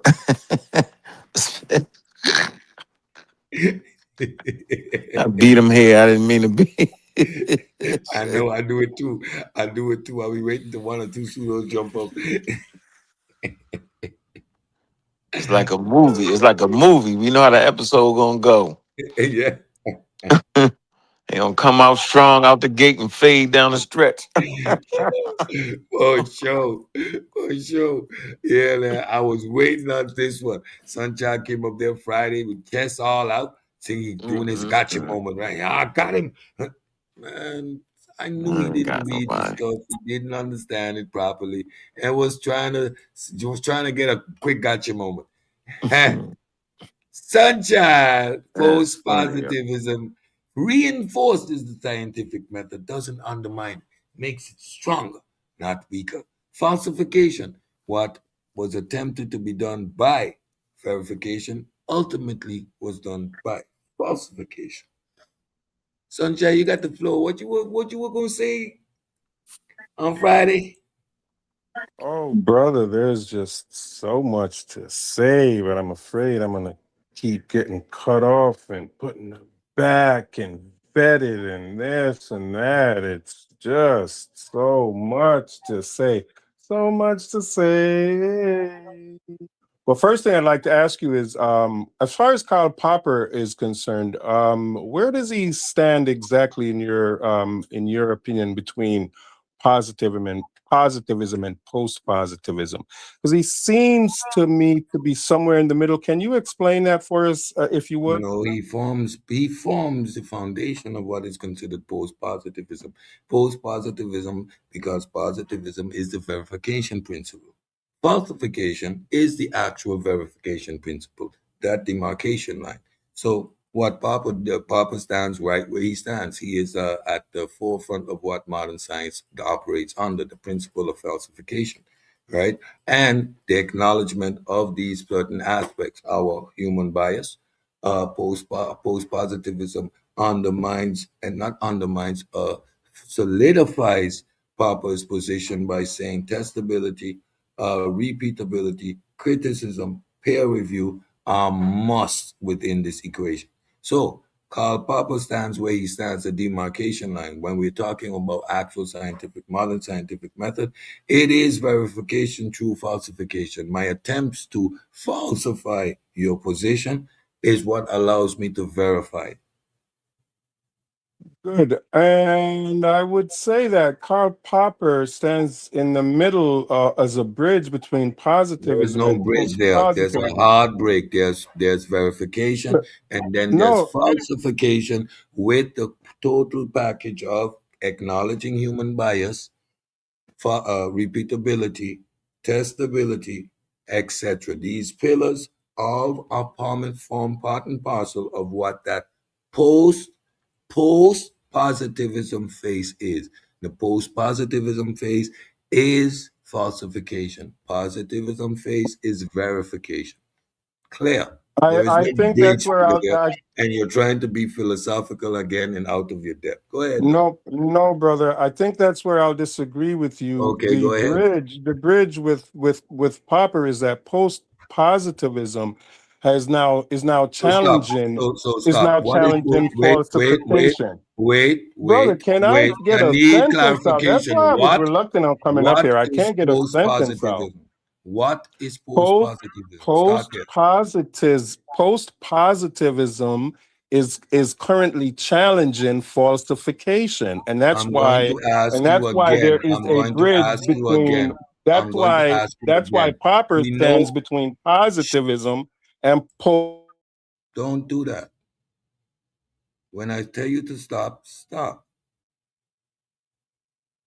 You're here so that people could hear how wrong you is and attempt to correct you. But if you continue to ramble on, we're not getting anywhere. Okay? Bro, if I So could just get a first, sentence what out, is you so keep what cutting me is no, off. Can I at answer least finish my my questions. sentence? You answer my question. That's what you do. Okay? So the question was, what is post-positivism? Go ahead, Sunshine. Answer that question and we take it step by step so that we all Bro, have clarity. That's Why it. do you keep Look, cutting me off? answer That the is so question now. disrespectful, What Cedric. That is is so post-positivism? disrespectful, yo. What is I post-positivism? would love to So have. I you would want love to to have. say, okay, you don't want to have the conversation. You see how easy it is? So now, because he's been caught out, instead of having a conversation, he's going to do this. This is clearly indicating his inability to have a mature conversation. Again, I'm going to allow him up. I'm going to ask him one question.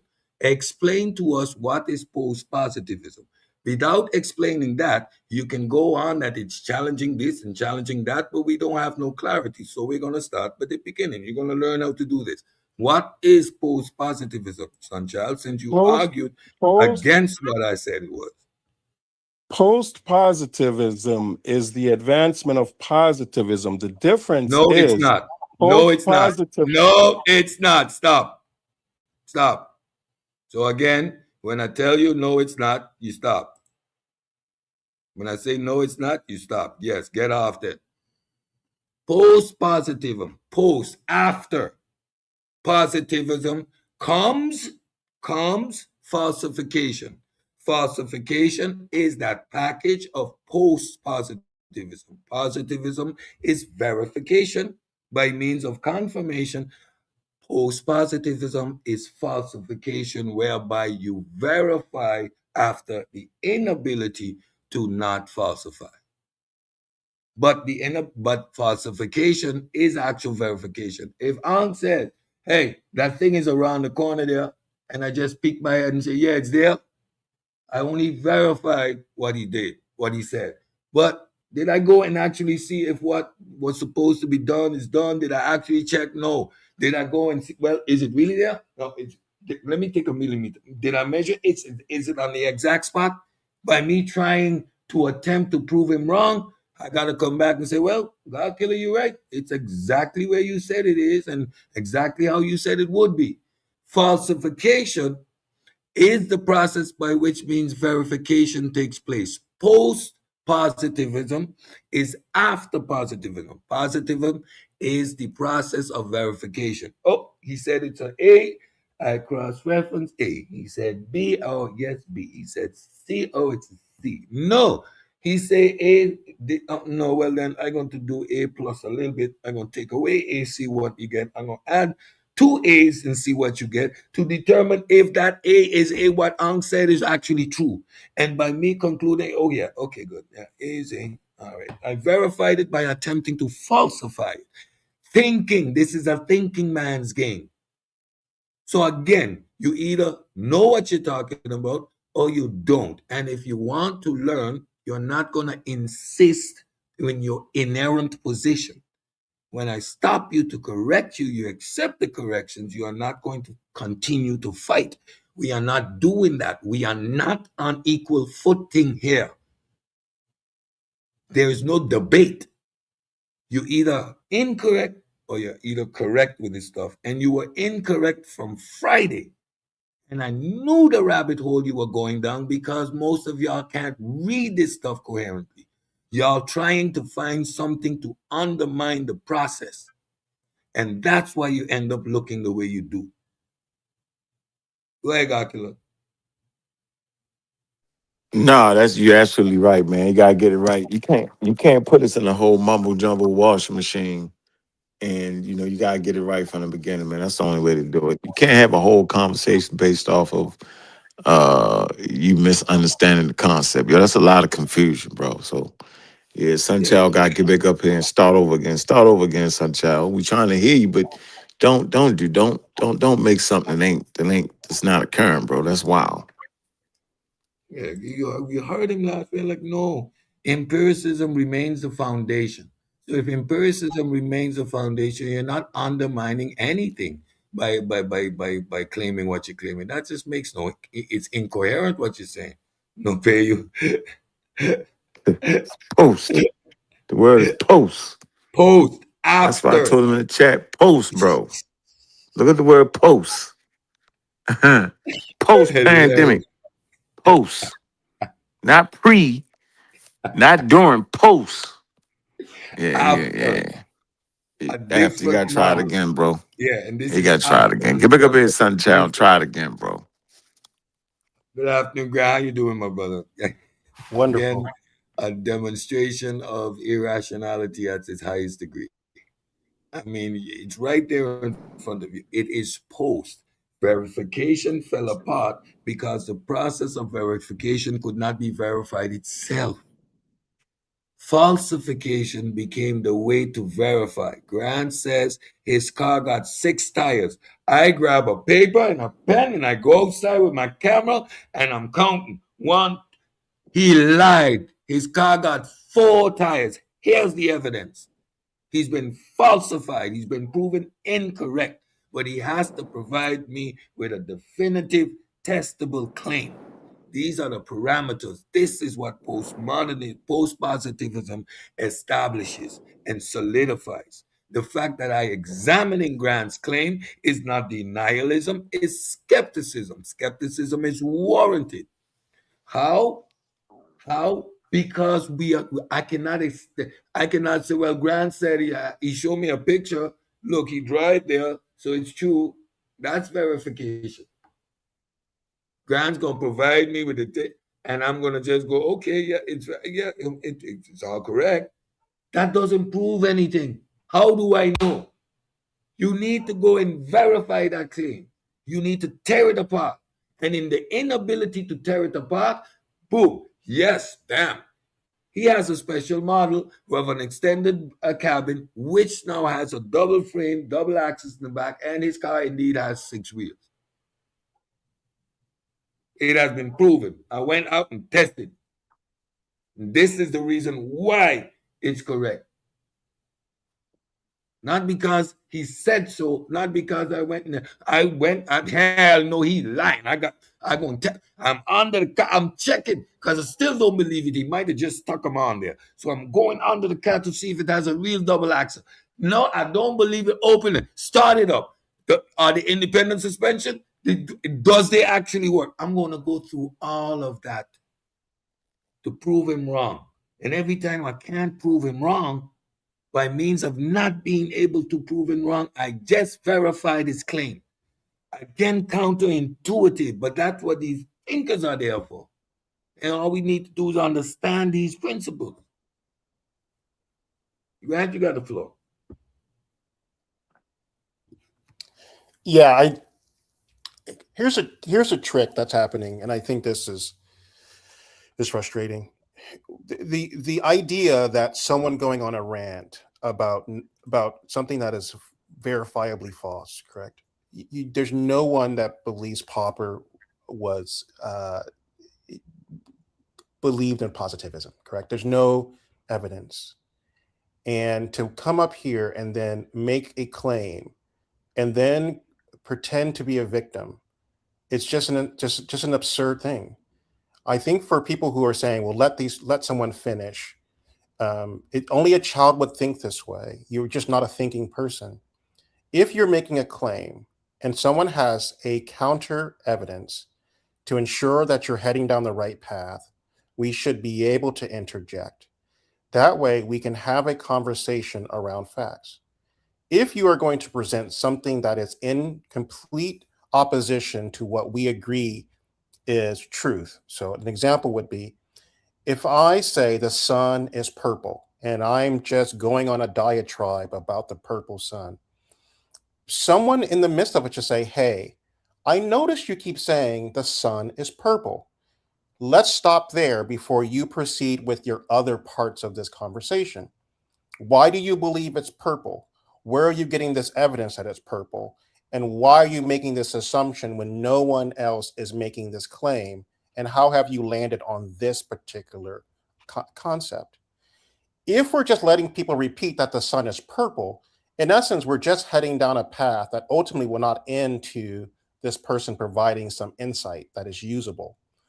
And so it is not reasonable to accept someone's claim that is truly verifiable, only for them to come up with a conclusion that only supports a claim that we already know that is untrue.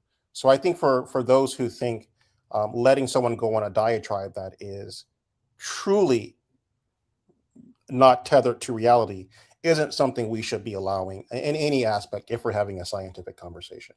Yeah. So, Again, you're allowed the floor, even if you have an opposite position, but your premises got to be sound. You cannot redefine a word or have the wrong definition and build your whole premise off of that. Why would I want to sit through that torturous experience? No, correct the definition. Now, if at correcting the definition you need to take a step back to reevaluate your position, that is perfectly fine too. Right? I would tell, oh no, then I'm completely wrong because I thought XYZ. Then you take a step back, you need to reevaluate your position. But no, you want to insist on building your narrative off of a faulty position. Then what is then you just have to need to just say what you need to say, because there is no rebuttal or there's no argument. At that point, I say, okay, you don't know what you're talking about, and the discussion is over. You leave you to the left. You feel a sense of accomplishment because you've gotten it off your chest. You've said what you need to say. Or are you actually trying to have a coherent conversation? The moment you say, hey, wait a minute, that's wrong, I want to know why it's wrong. Well, how you mean that's wrong? What did I say? Maybe I need to clarify myself a little bit better. I'll listen to you. Well, no, that's not what I mean. You're right. Let me say it like this. That's healthy dialogue. But if you fundamentally don't understand what post-positivism mean, and that that Popper's falsification is the foundation of the entire premise, because this is a philosophical position that entails XYZ statements. It contains these five, six statements, and it is the foundation of what is falsification. Falsification happened by means of this process: me criticizing you, peer review, examining your work, replication. These are all the pillars of falsification. So how are you dissecting it, moving it away from what is post-positivism, when Karl Popper is anti-positivism because it doesn't work? He saw that with Freud. He ain't going down that road. How what? Now, God killer, help me out, man. This is crazy. We calm down and read it in the chat. I'm obligated to listen to a weird statement. I'm obligated. So the homie, someone is talking to you and he say, yo, listen, man, I saw the car driving on the roof or some nonsense. And you're gonna let that diatribe finish, knowing that what came out of someone's mouth is complete utter nonsense at the beginning of a state sentence. You're gonna sit there and listen to it. Do start to have a conversation about his dragon and how he flew it in to New York on a Saturday night to hit the club. And you're going to let that conversation just continue when dude casually said he flew in on his dragon. I'm being extreme for you to understand, because that's how extreme this stuff sounds to me from the time you try to divorce Popper from postmodernism, positivism. That's ludicrous.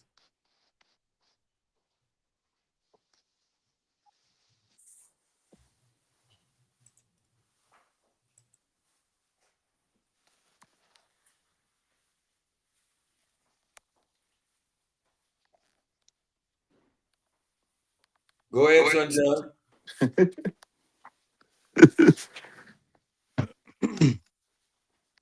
All right, Cedric, let's try this again.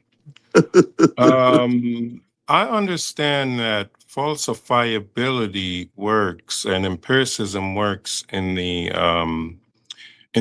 natural physical laws as we know them. And with certain legal aspects, positivism is not dead. It is still, accurate for the most part. But the issues with falsifiability are in sociology and in quantum reality.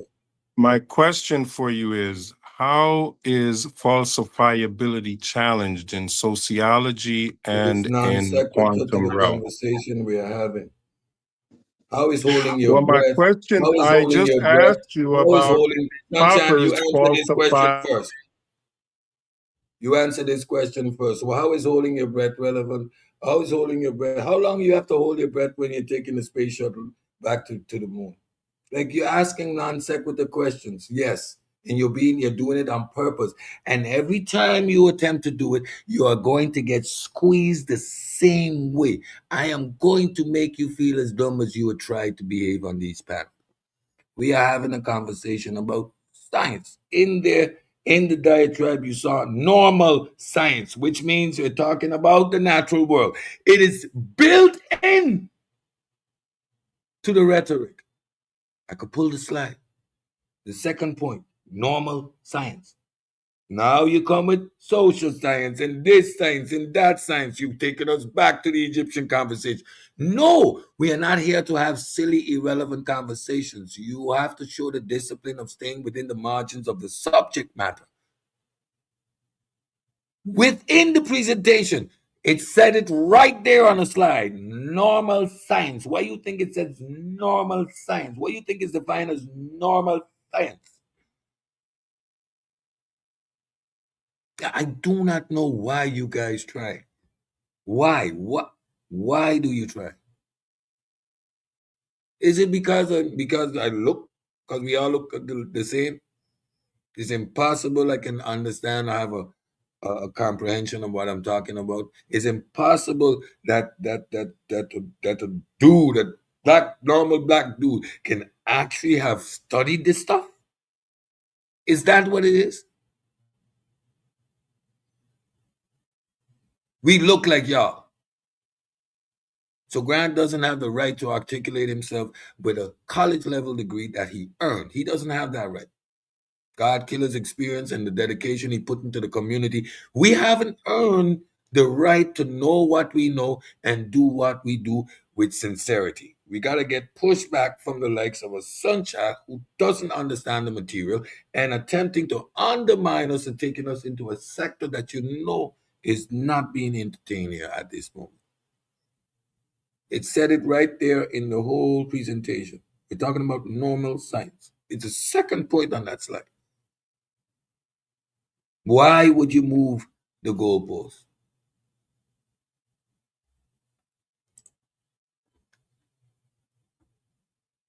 Come up here now. Come test me, see if I'm scamming. Let's put you through the rubric. Let's run your statement through methodological naturalism in the lab. Let's see. You come test if I'm scamming. I'll expose you as a scammer quickly, and I won't be asking for my friend. I would be telling you for myself because I don't throw rocks and hide. Y'all are wilding out. I said from the beginning, this information isn't hidden. It's a philosophy of science and the history of science. 2 documents. I didn't say how long it was and how much work it was going to include. Oh, exposed. Boy, that was quick. That was quick. Damn. Say something wild, then run out the back door smiling. I was only kidding. I was only, no, man, I was only kidding. Yo, just madness. Y'all can't get around it no more. The walls are closing in. The environments and the spaces where y'all can do that pseudo intellectualism is over. We're not doing it anymore. We're not up here just for kicks and giggles. We're up here to put down accurate, coherent, and sound information. Everybody gets a chance to speak what they're saying. However, you have to come and be accurate. Put the knife down, said, nah, I ain't got the knife, man. Trying to undermine me from last week. Jump up here with some nonsense. Telling my wait, Sunshine, Monday's the presentation. The presentation is done, and Sunshine has no ability to acknowledge it. Oh, you're actually right. He doesn't even understand what post in the word means, but he wants to argue. That's crazy. I simply ask you, what does post-positivism mean? You couldn't give me an explanation. You went on some diatribe. When that didn't work, you come back now, well, within social sciences, but post-positivism is related to normal science. So what are you talking about? How does this apply?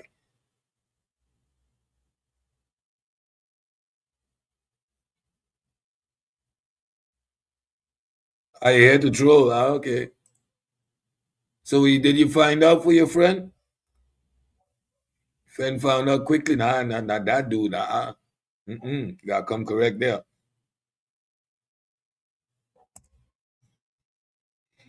Anyway, folks, we're gonna just keep putting down this work, upgrading the lexicon, and infiltrating, infesting your mind with the virus.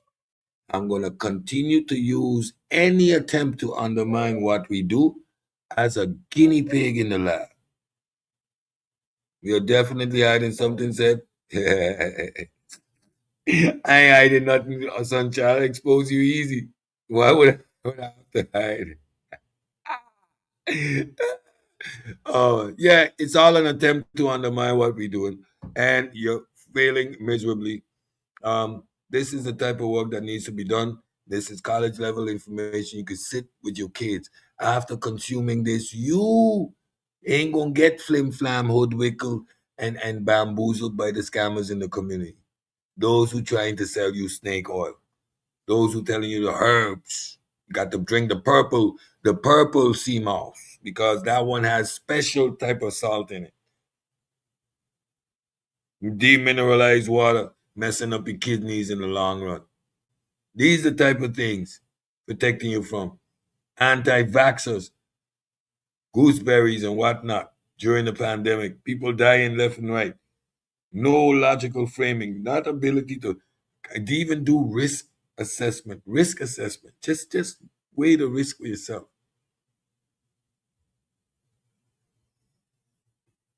All right, Grant, go ahead.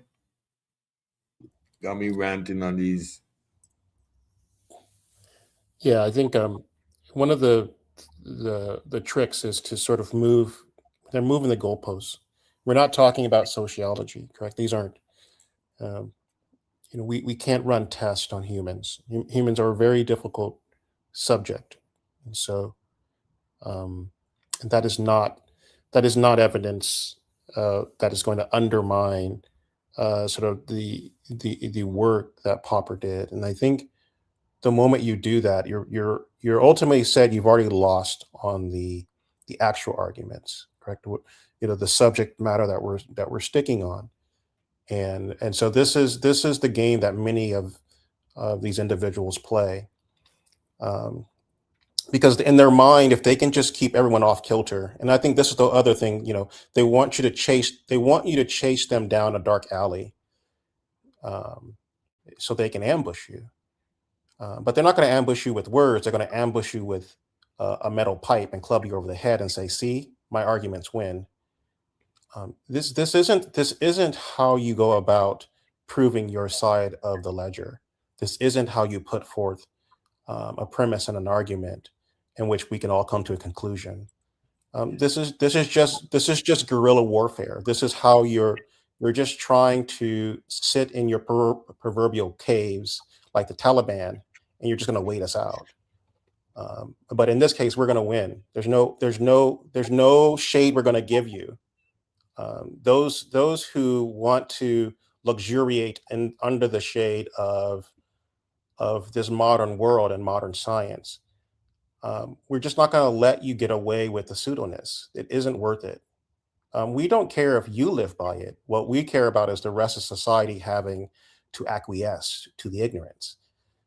And so um, I think it's adorable that you guys spend as much time trying to prove things that are clearly falsifiable, and you spend all of your energy trying to prove nonsense.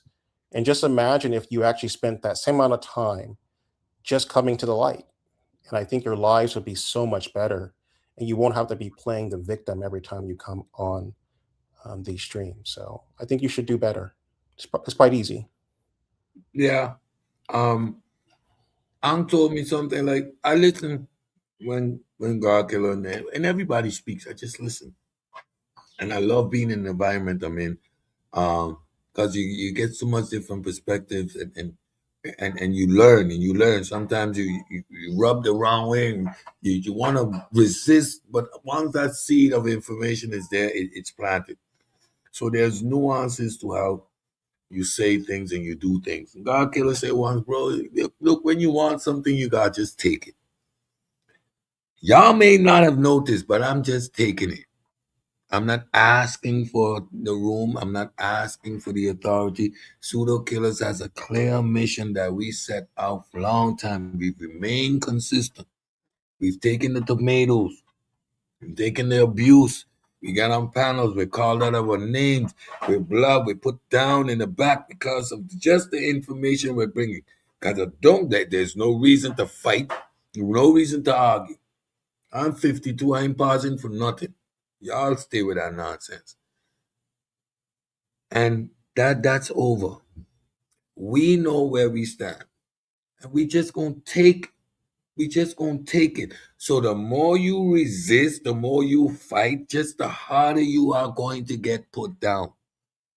It's an intellectual war for the space between our people's ears. The way we've been doing it hasn't gotten us nowhere. Stuck in a rut. One pseudo after the next, one scammer after the next, one scandal after the next. Blinders on. Y'all take the worst of our community and put them on the biggest pedestal. I'm complaining no more. I'm taking the intellectual property. I'm taking that space because there is no way you can do anything other. Science is undefeated. Cedric is a human being. Science is an institution. I stand with the institution, and we just taking it. We are taking the intellectual property of our people back. No two ways about it.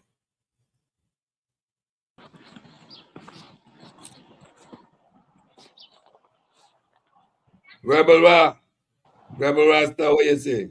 But there, King Wagwan. Look me here. You got the floor, Yo, brother. me a call on behalf of the one Sunchild and I said, come here, say, man, I like how the man a treat Sunchild, you know. Mm-hmm. Come overstand, even though the man So giving you feedback. wait. Before you start, Yeah. you just hear what I say, right? I'm in a takeover. Do you really think I care how you feel right now? No, I So don't. I know you you don't. come up here and tell me But about how you give me a feel. chance to speak. No, I don't care. I okay, don't care about good. how you I feel am too. But give me warning a chance you. to speak. I'm giving you a fair warning. Do you think I care how you feel about my approach?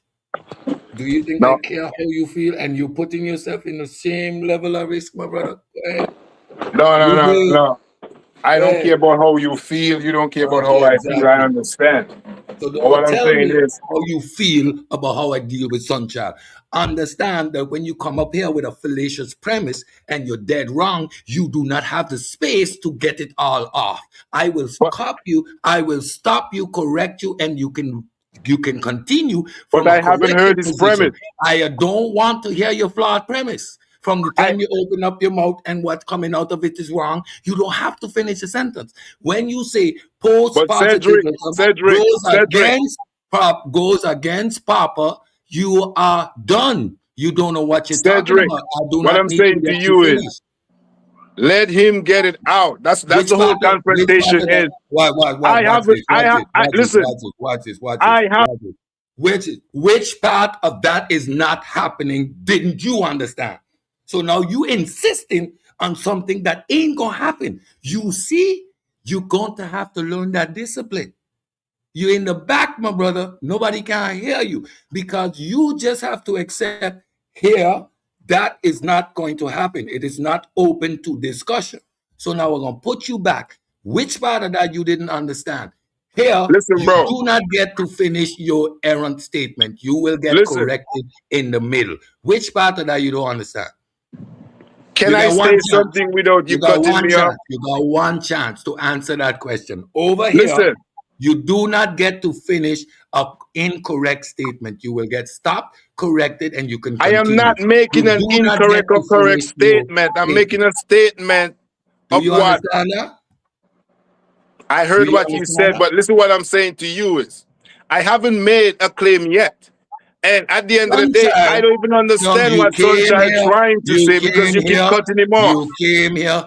I don't care if you didn't understand. But it's not That's for on you, you. Cedric. Cedric, you understand the whole topic. You understand the Bro, whole topic. so And I don't that's understand where why he's coming.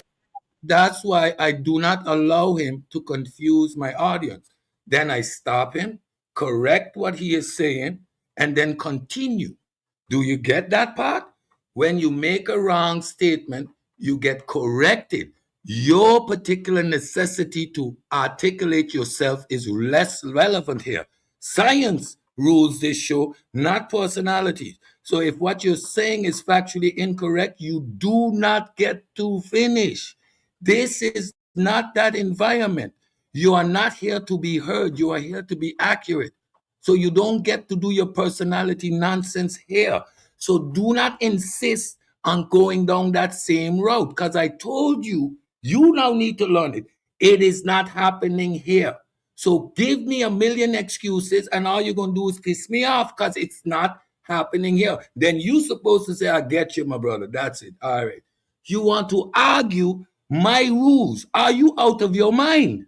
Let me get my words out. I heard you, bro. You keep cutting me out. If you're going to keep me in the back, Cedric, let me have a conversation with you in the back because you're not going to put me up here and keep cutting me out like I'm some Did kind you of little just hear kid. what I said? Did you just hear what I said? You Did here you just hear what I manipulating, said? you abusing your authority with you Okay, good. being the host. Refusal? Yes, Yeah, good. you are because you're not Yes. letting people get their opinions Yes, out. You're not no, letting you people get their point of again, view out. watch me mute you again. Which part I of don't do care if not you do get that. here? Your opinion is zero value. You have either correct information or you are wrong. I do not give a damn about your opinion. Which part of that But don't you understand?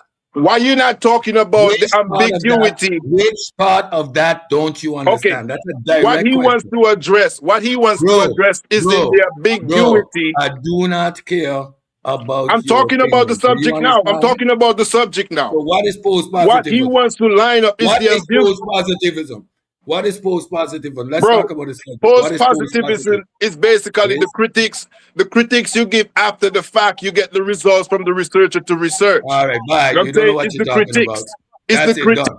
Bye, done. You don't know what you're talking about. Don't go. Just come out the panel. Go. Just go. See, no, you don't understand the subject and you want to argue. We are not here to argue. This is a pedagogic setting. Here you just learn the material. If you say dumb stuff like that, I will put you off. I am not here to entertain nobody's stupidity. None. I do not have the patience and I do not have the tolerance for it. You're not arguing with me. I say you do not get to finish an incorrect statement. Now, you obviously don't know what post-positivism is, and you're going to say basic. No, we understand what it is. It is post-verification principle. It's a principle of falsification, by which mean you have which you mean you apply verification. It is not something after. It is part and parcel of understanding what you actually have. So, like, why would I entertain a discussion with you on this premise as well? And I'll put you in the back because while I'm talking, you run in your mouth. So you wouldn't even be quiet to let me finish what I'm saying. Now I'm going to put you back up because now I'm going to be quiet. Bro, you're not going to be quiet. You're going to cut me off. Because that's what the freak you do all the time, bro. Shut up and let somebody say what they have to say instead you interject. Bye. Now you can go all together. I got shut up on my show. What the hell is this? Oh, what the hell? Bye. No, I don't do that. I ain't trying to be no, like, which part of this you don't understand? Like, we have a subject matter. It's called post-positivism. I spent hours putting the presentation together. You're going to talk about the subject matter of the presentation. That's it. You either have an accurate, productive contribution to make, or you don't. I do not play. I don't care about that. You come up, From Friday, you are attempting to make an argument about post-positivism. Now that we know where you were wrong. Sunchild, you come up, instead of acknowledging you're wrong, you move it to a subject that's not relevant to the subject matter. You go into sociology when in the presentation it says post-positivism deals with normal science. What part of the equation is there to allow for discussion? No, there are channels where you be a pseudo, jump on the platform and say what the hell you want. There are channels for that. This is not one of them. Or this show isn't one of them. There's a particular contribution that you are going to make. You are either going to be a productive contribution to the dialogue, or you get to make a statement and be quiet. But I am not going back and forth with none of y'all. I am not doing it. That may be hard to understand, but you're gonna have to accept that. I'll sit up here, do the lesson, and just have a few pseudo killers up here. We talk about it and we go. Y'all want to come up? There's a framework and a paradigm in which you're gonna operate. Son shall have this thing for the moment you tell him be quiet, he insist on rattling. I'll just put you in the back, bro. You're not gonna do that. And you feel that I'm doing too much. Why do you insist on continuing to yap after I ask you to be quiet to give an explanation? And you continue. The brother, same thing. You come up here and tell me how you feel. Do I look like I'm interested in your feelings? There's a particular paradigm in which we're gonna operate. You can't operate on that paradigm. You are CedTalks and telling me to shut up. Y'all, and I'm the wild one. Yeah. I'm the wild one. Grant, this is pseudo killer Interesting, environment. interesting approach. You know, I don't understand the inability to even think this is the way you should engage. Is to me is very telling. Um, it's you don't even know the definitions.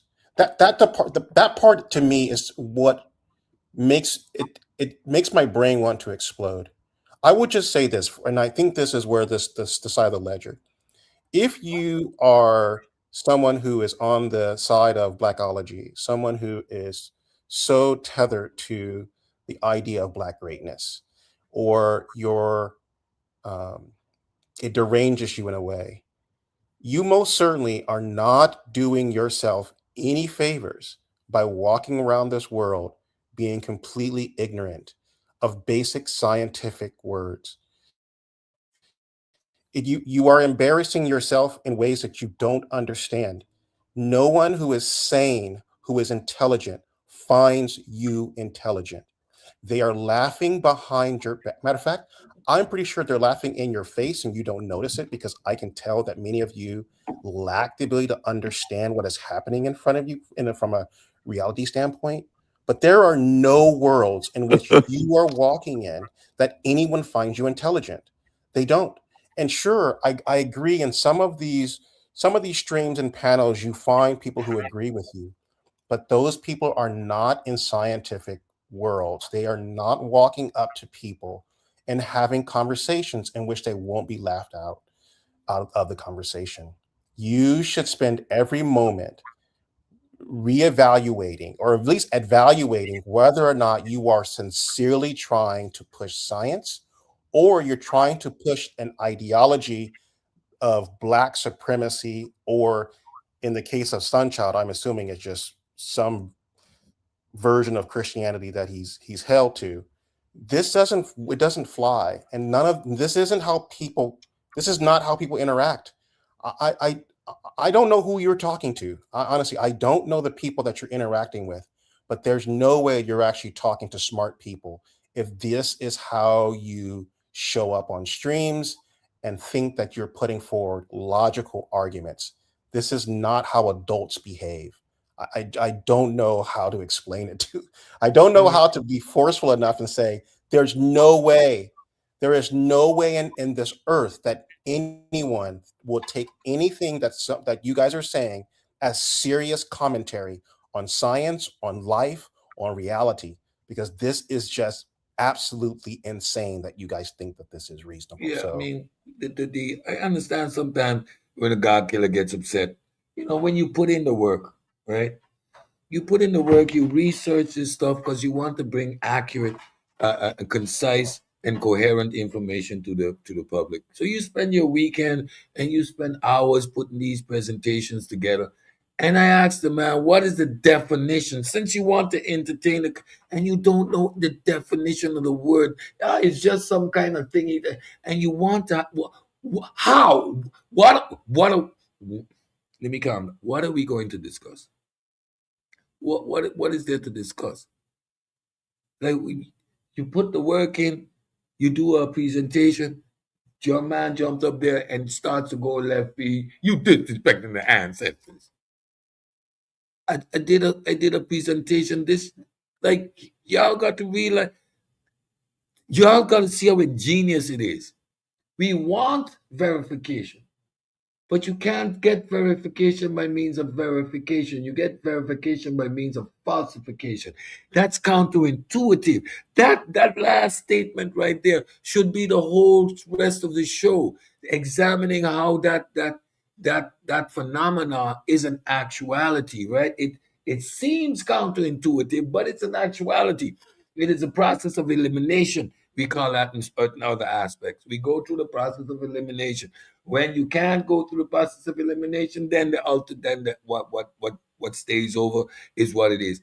This is where the post-show conversation should have been happening. What I'm getting is someone trying to move the goalpost from normal science to other forms of science.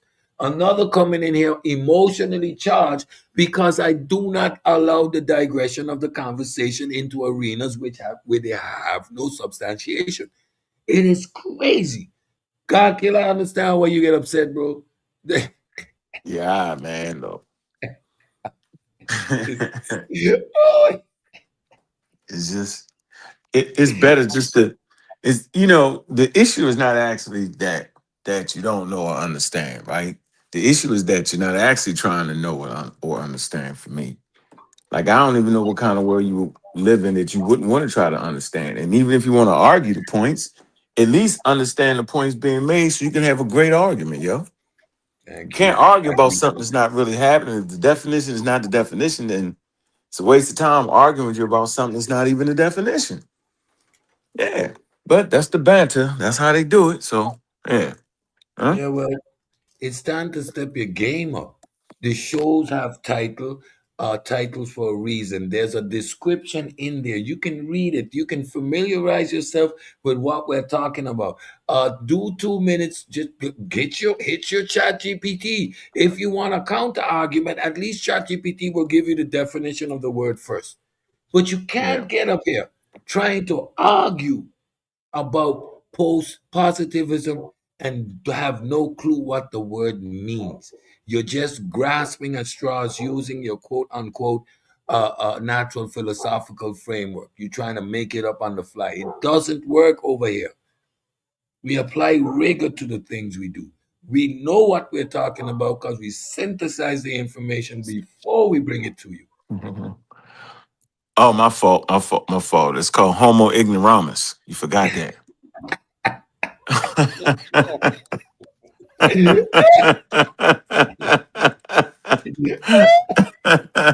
Homo ignoramus, boy. Yeah, we ain't counting that a lot there, bro. And I ain't even speak to Grant. What's up, Grant? what's going on? Man, look. And I said, man, we're gonna have a good conversation about this. I see Chunchal hitting on it already Friday. So I'm ready for the conversation. Come on, Chunchal. You see, this is where you were wrong. This doesn't undermine empiricism. Nope. Nope. They can't be wrong. It's crazy. Like, when you realize you're wrong, you move the goalpost. Now you want to talk about sociology. Which sociology were we discussing here in this series? Like, I'm sure the intro I did today when we were looking at the brain was after a scientist was doing experiments in the lab. So it's neuroscience at that point. Y'all got to do better. Y'all really, really got to do better. Step your game up. Like I said, we aren't asking for the real estate. We're not being polite. We're taking it. Science is undefeated. You are either going to align with scientific literacy, which helps to move our community forward, or you're going to be a part of the problem. And if you're part of the problem, yeah, don't stand in the way though. I'm not asking permission anymore. We've been too kind, the pseudo killers, polite, and we're gonna stay polite. We're gonna stay disciplined. You don't hear me using obscenities. I don't need to do that. We get up here, we have coherent programs, we're teaching, we're doing what we're doing. But what we are not going to allow, we are not going to allow y'all with your pseudoism to equate yourself to what we do. You're not going to make it seem as if the work we do is equal to the natural philosophizing y'all do. We are not going to allow you to undermine the work we are doing by thinking you are here for a debate. You are here to either make a positive contribution, ask for clarity, or get dissected in the lab. But we're not ever doing the back and forth. No, we're not debating. That's not what happened on this platform. Not this platform, but the CedTalks. We ain't debating here. You might get a little debate over the hit the button, but that's going to become increasingly difficult as well because the standard is just too high. But you ain't getting it in over here for sure. You might, you might, you might, and that depends on which set or which juju or which Kent you catch that night. You just might have a chance to debate, but at this point, we are the A side. We do not need to debate none of y'all.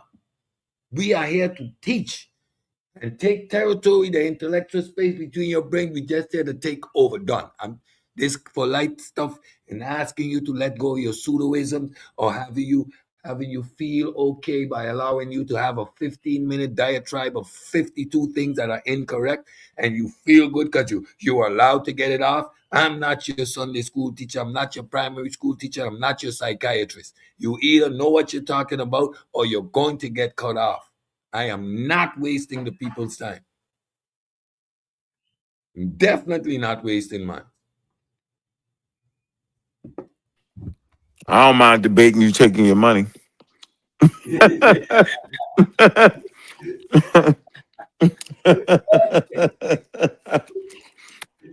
It's a debate. It's not really. I do those too. That's a debate.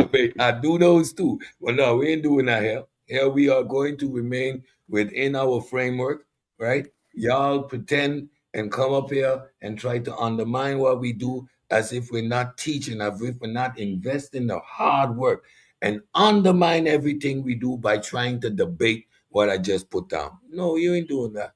No, that's psychological warfare. That's the way y'all undermine what we do. No more. You are either a guinea pig, you get to ask a question, or make a positive contribution. Your choice, but those are the only three things happening. We are not about going back and forth. There's no conversation happening. You make a statement, that statement will be analyzed for its accuracy, for its fallacies. When fallacies are noted, they will be expounded upon. Where correct information is delivered, that too should be highlighted and addressed. That's how it's going to happen. But we are not doing the back and forth. We're not doing that. And that's going to frustrate the hell out of you guys because that's the only thing you got. Talk over people, move the goalpost, go all over the place. No. When you're confined to the strict parameters we deal with over here, y'all crumble. You can't handle it. All right, we meet the 2.5 mark. I'm going to get ready to round off the show.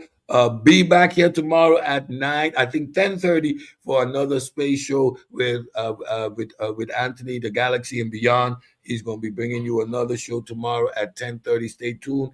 Look out for the YouTube notifications where you will get the details of the show coming tomorrow. Wednesday, I'll be back with the final chapter in this series. Me and Auntie and I are working on a new production, which is going to do these bridge figures for Galileo, on Copernicus and their Arab counterparts, and we're going to tell that whole story as well. We got work to do. We're keeping our foot on the ground, producing quality shows to uplift the community. This is how we give back. This is how we help our community grow. Scientific literacy is the vaccine against the scammers, charlatans, hoodwinkers, and scammers in your community. God killer. Hey, great conversation, man. On Community Skeptics, I'm gonna be going in. I'm gonna deal with the Newton situation so we can get a full Gantt and understand who Newton is and the environment to which science was actually produced. I feel like there's a area that has been left out when dealing with the scientific revolution. I think you cannot separate it from the fertile grounds of commerce and money. And during those time periods, man, we all know what we claim the global trade, right? Global Yep. commerce system. Wall Street, first traded commodity is African slavery, and I surmise that the institutions that went into promoting science and maturing science was grounded in that slave money. So I'm gonna make sure I had that. I got the sources for everybody, and that's where we at. That's going to be a great conversation starter. And yes, science, again, I keep saying, if the Africans didn't and the Mesopotamians didn't do the hard work that they did, the lazy Greeks wouldn't have continued the development of astronomy and astrology, right? A lot of work is done on the backs of others, and there's a huge amount of resources required, comfortability, stability to actually be engaging in scientific endeavor. So, yeah. Again, I talk about the serendipitous nature of the development of science. Science is a messy thing, like we read today by the philosopher. Science is a messy endeavor, and there are a lot more aspects to this conversation, and we love having it. Right? We love having it. Grant. Yeah, another great show. I think one of the things one of the values that I sort of hold on to is, if you want someone to listen to you, there's a moment where you're going to have to sit within a framework. You're going to have to show some respect in order to gain that respect. Censorship is a version of what governments do to the citizens. It isn't something that citizens do to each other. No citizens required to have you in their space or to listen to you. And so if you have that expectation, you may want to look up what it means to sort of interact. No one's required to interact with you or indulge in your childish behavior. I would recommend you spend a little bit more time understanding why you're rejected. If everyone's rejecting you, maybe you truly are the problem and not the people you're pointing out as a problem. I don't find myself being cut off. People don't attempt to shut me down, because in essence, I'm always giving people the respect that I'm attempting to gain from them. I mean, if you can't understand how that works and why you're not getting the same responses, it's definitely a you problem and not everyone else. So I would highly recommend some self-reflection on the behaviors that you're engaging in and not on the behaviors that you're assuming that others are towards you, because you seem to be the common denominator in your own victimhood. So keep working on yourself. And indeed, everybody sees how I try to manage this platform to avoid the over talking. The three of us is here, so I didn't put anyone up on the big screen, but I allow everybody the room to understand. I'm going to give you the floor. You have the floor. But there are parameters within which you must operate. Point of interjections, that's something that happens here. It happens in our real academic settings. For clarity, point of interjections is required. If you are making an incorrect statement in these type of setting, it's assumed that that was an error. So that point of correction is again done in the best of faith. You still have the flaw, but the problem becomes when that correction is made, it is not taken in. What is done is you jump over it and insist on continuing with your flawed or fallacious narrative. This is demonstrating your disingenuous intent. That is what is being exposed every time you guys do what you do. Every time you do that, that's what being exposed. Your disingenuous attempt. Again, once you were cornered, you move to sociology when we were talking about natural science. You see, these are all the disingenuous characteristics that we are pointing out, and I will continue to expose them. You come, you want to have a discussion because you feel I'm treating Sunchild unfair. Pose the same question. What is post-positivism? You don't know. You don't say you don't know. You undermine the level of discourse that we are having by turning around and say, well, it's just some kind of thingy. You have no respect for what we are doing at all. Right there, you indicate you do not have zero respect for what we're doing. And you expect me to allow you to continue with your fallacious diatribe in front of my face because you want to speak. No, it doesn't work that way. Again, we're not up here to be up here. Every time I come, I have a program. I look for the quote of the day. It needs to fit with the monologue that I'm preparing. I go over, study these individuals to prepare a holistic monologue. The PowerPoint presentation, it requires work. I put this work in, which puts me in a position to not have to entertain the nonsense any of you is bringing. Because you obviously didn't put in the same level of work. You do not have the same dedication, and you have one attempt to undermine what we are doing. Just to undermine. Yes, I don't listen. Why? Because I am not entertained by your statements. I don't have to listen to you. Everybody gets the floor. From the moment you are out of the equation, from the moment you represent a glitch and not within the framework of the conversation, you have eliminated yourself. You are right. I am not interested in what you have to say. I simply am not. Science isn't interested in your opinion. We go through a process of falsification. It is not one's opinion that is relevant. It is a system, it is a program and how you apply it. You guys get caught early when applying methodological naturalism to your diatribe. You are dismissed way too early, fundamentally flawed. I think I've hammered this point home long enough. I don't know why you guys do it. Don't know why you guys do it. Again, thanks everyone for coming out to the show, Post-Positivism and Falsification. We have one more lined up for y'all. Y'all saw us making the introduction to Thomas Kuhn.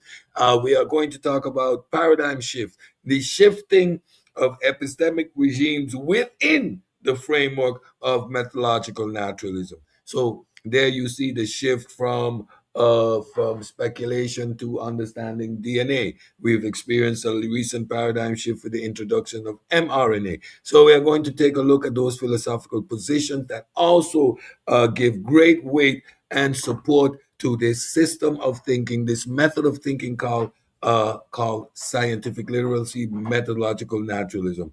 With that, thank y'all. See y'all back tomorrow for Anthony's Space Show, and on Thursday and on Wednesday for the next installment of CedTalks. With that, let me take y'all out of here with this one.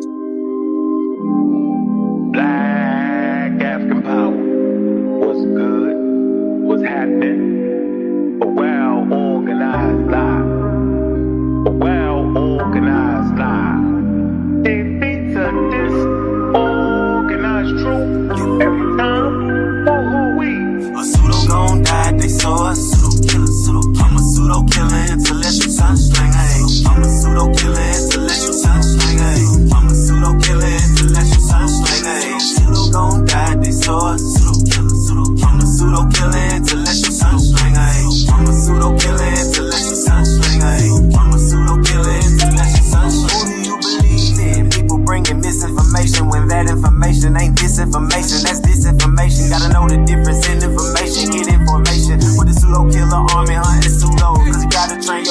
fight against them pseudo-judo. People with the scholarship salute, we give them kudos. But the people with that look of shit, we look and see straight through those like telescope. If you ain't speaking fast, we gotta tell them folks and let them know the truth of. You bringing malinformation to blast, then you the Ku Klux. Like say, don't talk me to death, bro, what the proof of? Good choo-choo chillin', why you wanna go way bad choo-choo up? Shalom boy got the tank in the cut. I'm in Sosa world plotting on the kick though with Kent. Come and Tiffany gave me the pseudo names on the list and said went and got the low. Anthony got him in the scope, Gullah and Gozy. Make sure DNA ain't a problem for them folks, cause a pseudo gon' die, they saw a pseudo killer. I'm a pseudo killer, intellectual sunsling, ayy. I'm a pseudo killer, intellectual sunsling, ayy. I'm a pseudo killer, intellectual sunsling, ayy. Pseudo gon' die, they saw a pseudo killer. I'm a pseudo killer, intellectual sunsling, ayy. I'm a pseudo killer, intellectual sunsling, ayy. I'm a pseudo killer, intellectual sunsling, ayy. We're not attacking individuals. We're attacking the information and attacking the methodology. This is a long time coming right here. Let them know that we right there, running neck and neck with all other communities. We will not be left behind.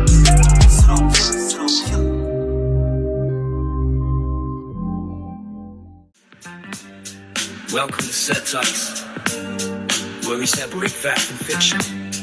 Mess it up a minute every time. This that Ced Talk, yeah, we said it straight. Cut through the noise, elevate the debate. No pseudo talk, no foggy claims. Just evidence-based when we build these frames. Ced Talks, yeah, clarity first. If it ain't got method, it probably won't work. From ancient knowledge to modern science, we draw that line, that clear defined. They say the ancients had science. Hold up, pause. Knowledge ain't the same as methodological laws. Observation, yeah, but control tests rare. No predictive models, you gotta be fair. We respect the past, but we keep it exact. Precision matters when you deal with facts. Astronomy grew, astrology split. One stayed empirical, one lean myth. The shift came through naturalistic method. Just stand revised, that's how we embed it. Not culture bound, not tied to a place. It's a universal tool for the human race. This got Ced Talks, yeah, he said it straight. Cut through the noise, elevate the debate. No pseudo talk, no foggy claims. Just evidence-based when we build these frames. Ced Talks, yeah, clarity first. If it ain't got method, it probably won't work. From ancient knowledge to modern science, we draw that line, that clear defiance. They blur definitions, start moving the goalposts. Turn fried to a claim that don't hold close. Science ain't on, this a process refined. Independent of culture, space and time. You can't redefine it to fit identity. That's how you lose all epistemic integrity. We test every claim, we don't just believe. If it can't be verified, we don't receive. From early observers to labs today, it's rigor and doubt that paved the way. Not name dropping scholars to win a debate, but data and method that validate. So what's your ideology? That's cool to ask, but truth ain't decided by the loudest class. We question it all, no sacred ground. If it don't hold up, we break it down. This that Ced Talk, yeah, we live in direct. No fear in the facts, just intellectual respect. No more, no mirror, no fantasy, just truth, logic, and consistency.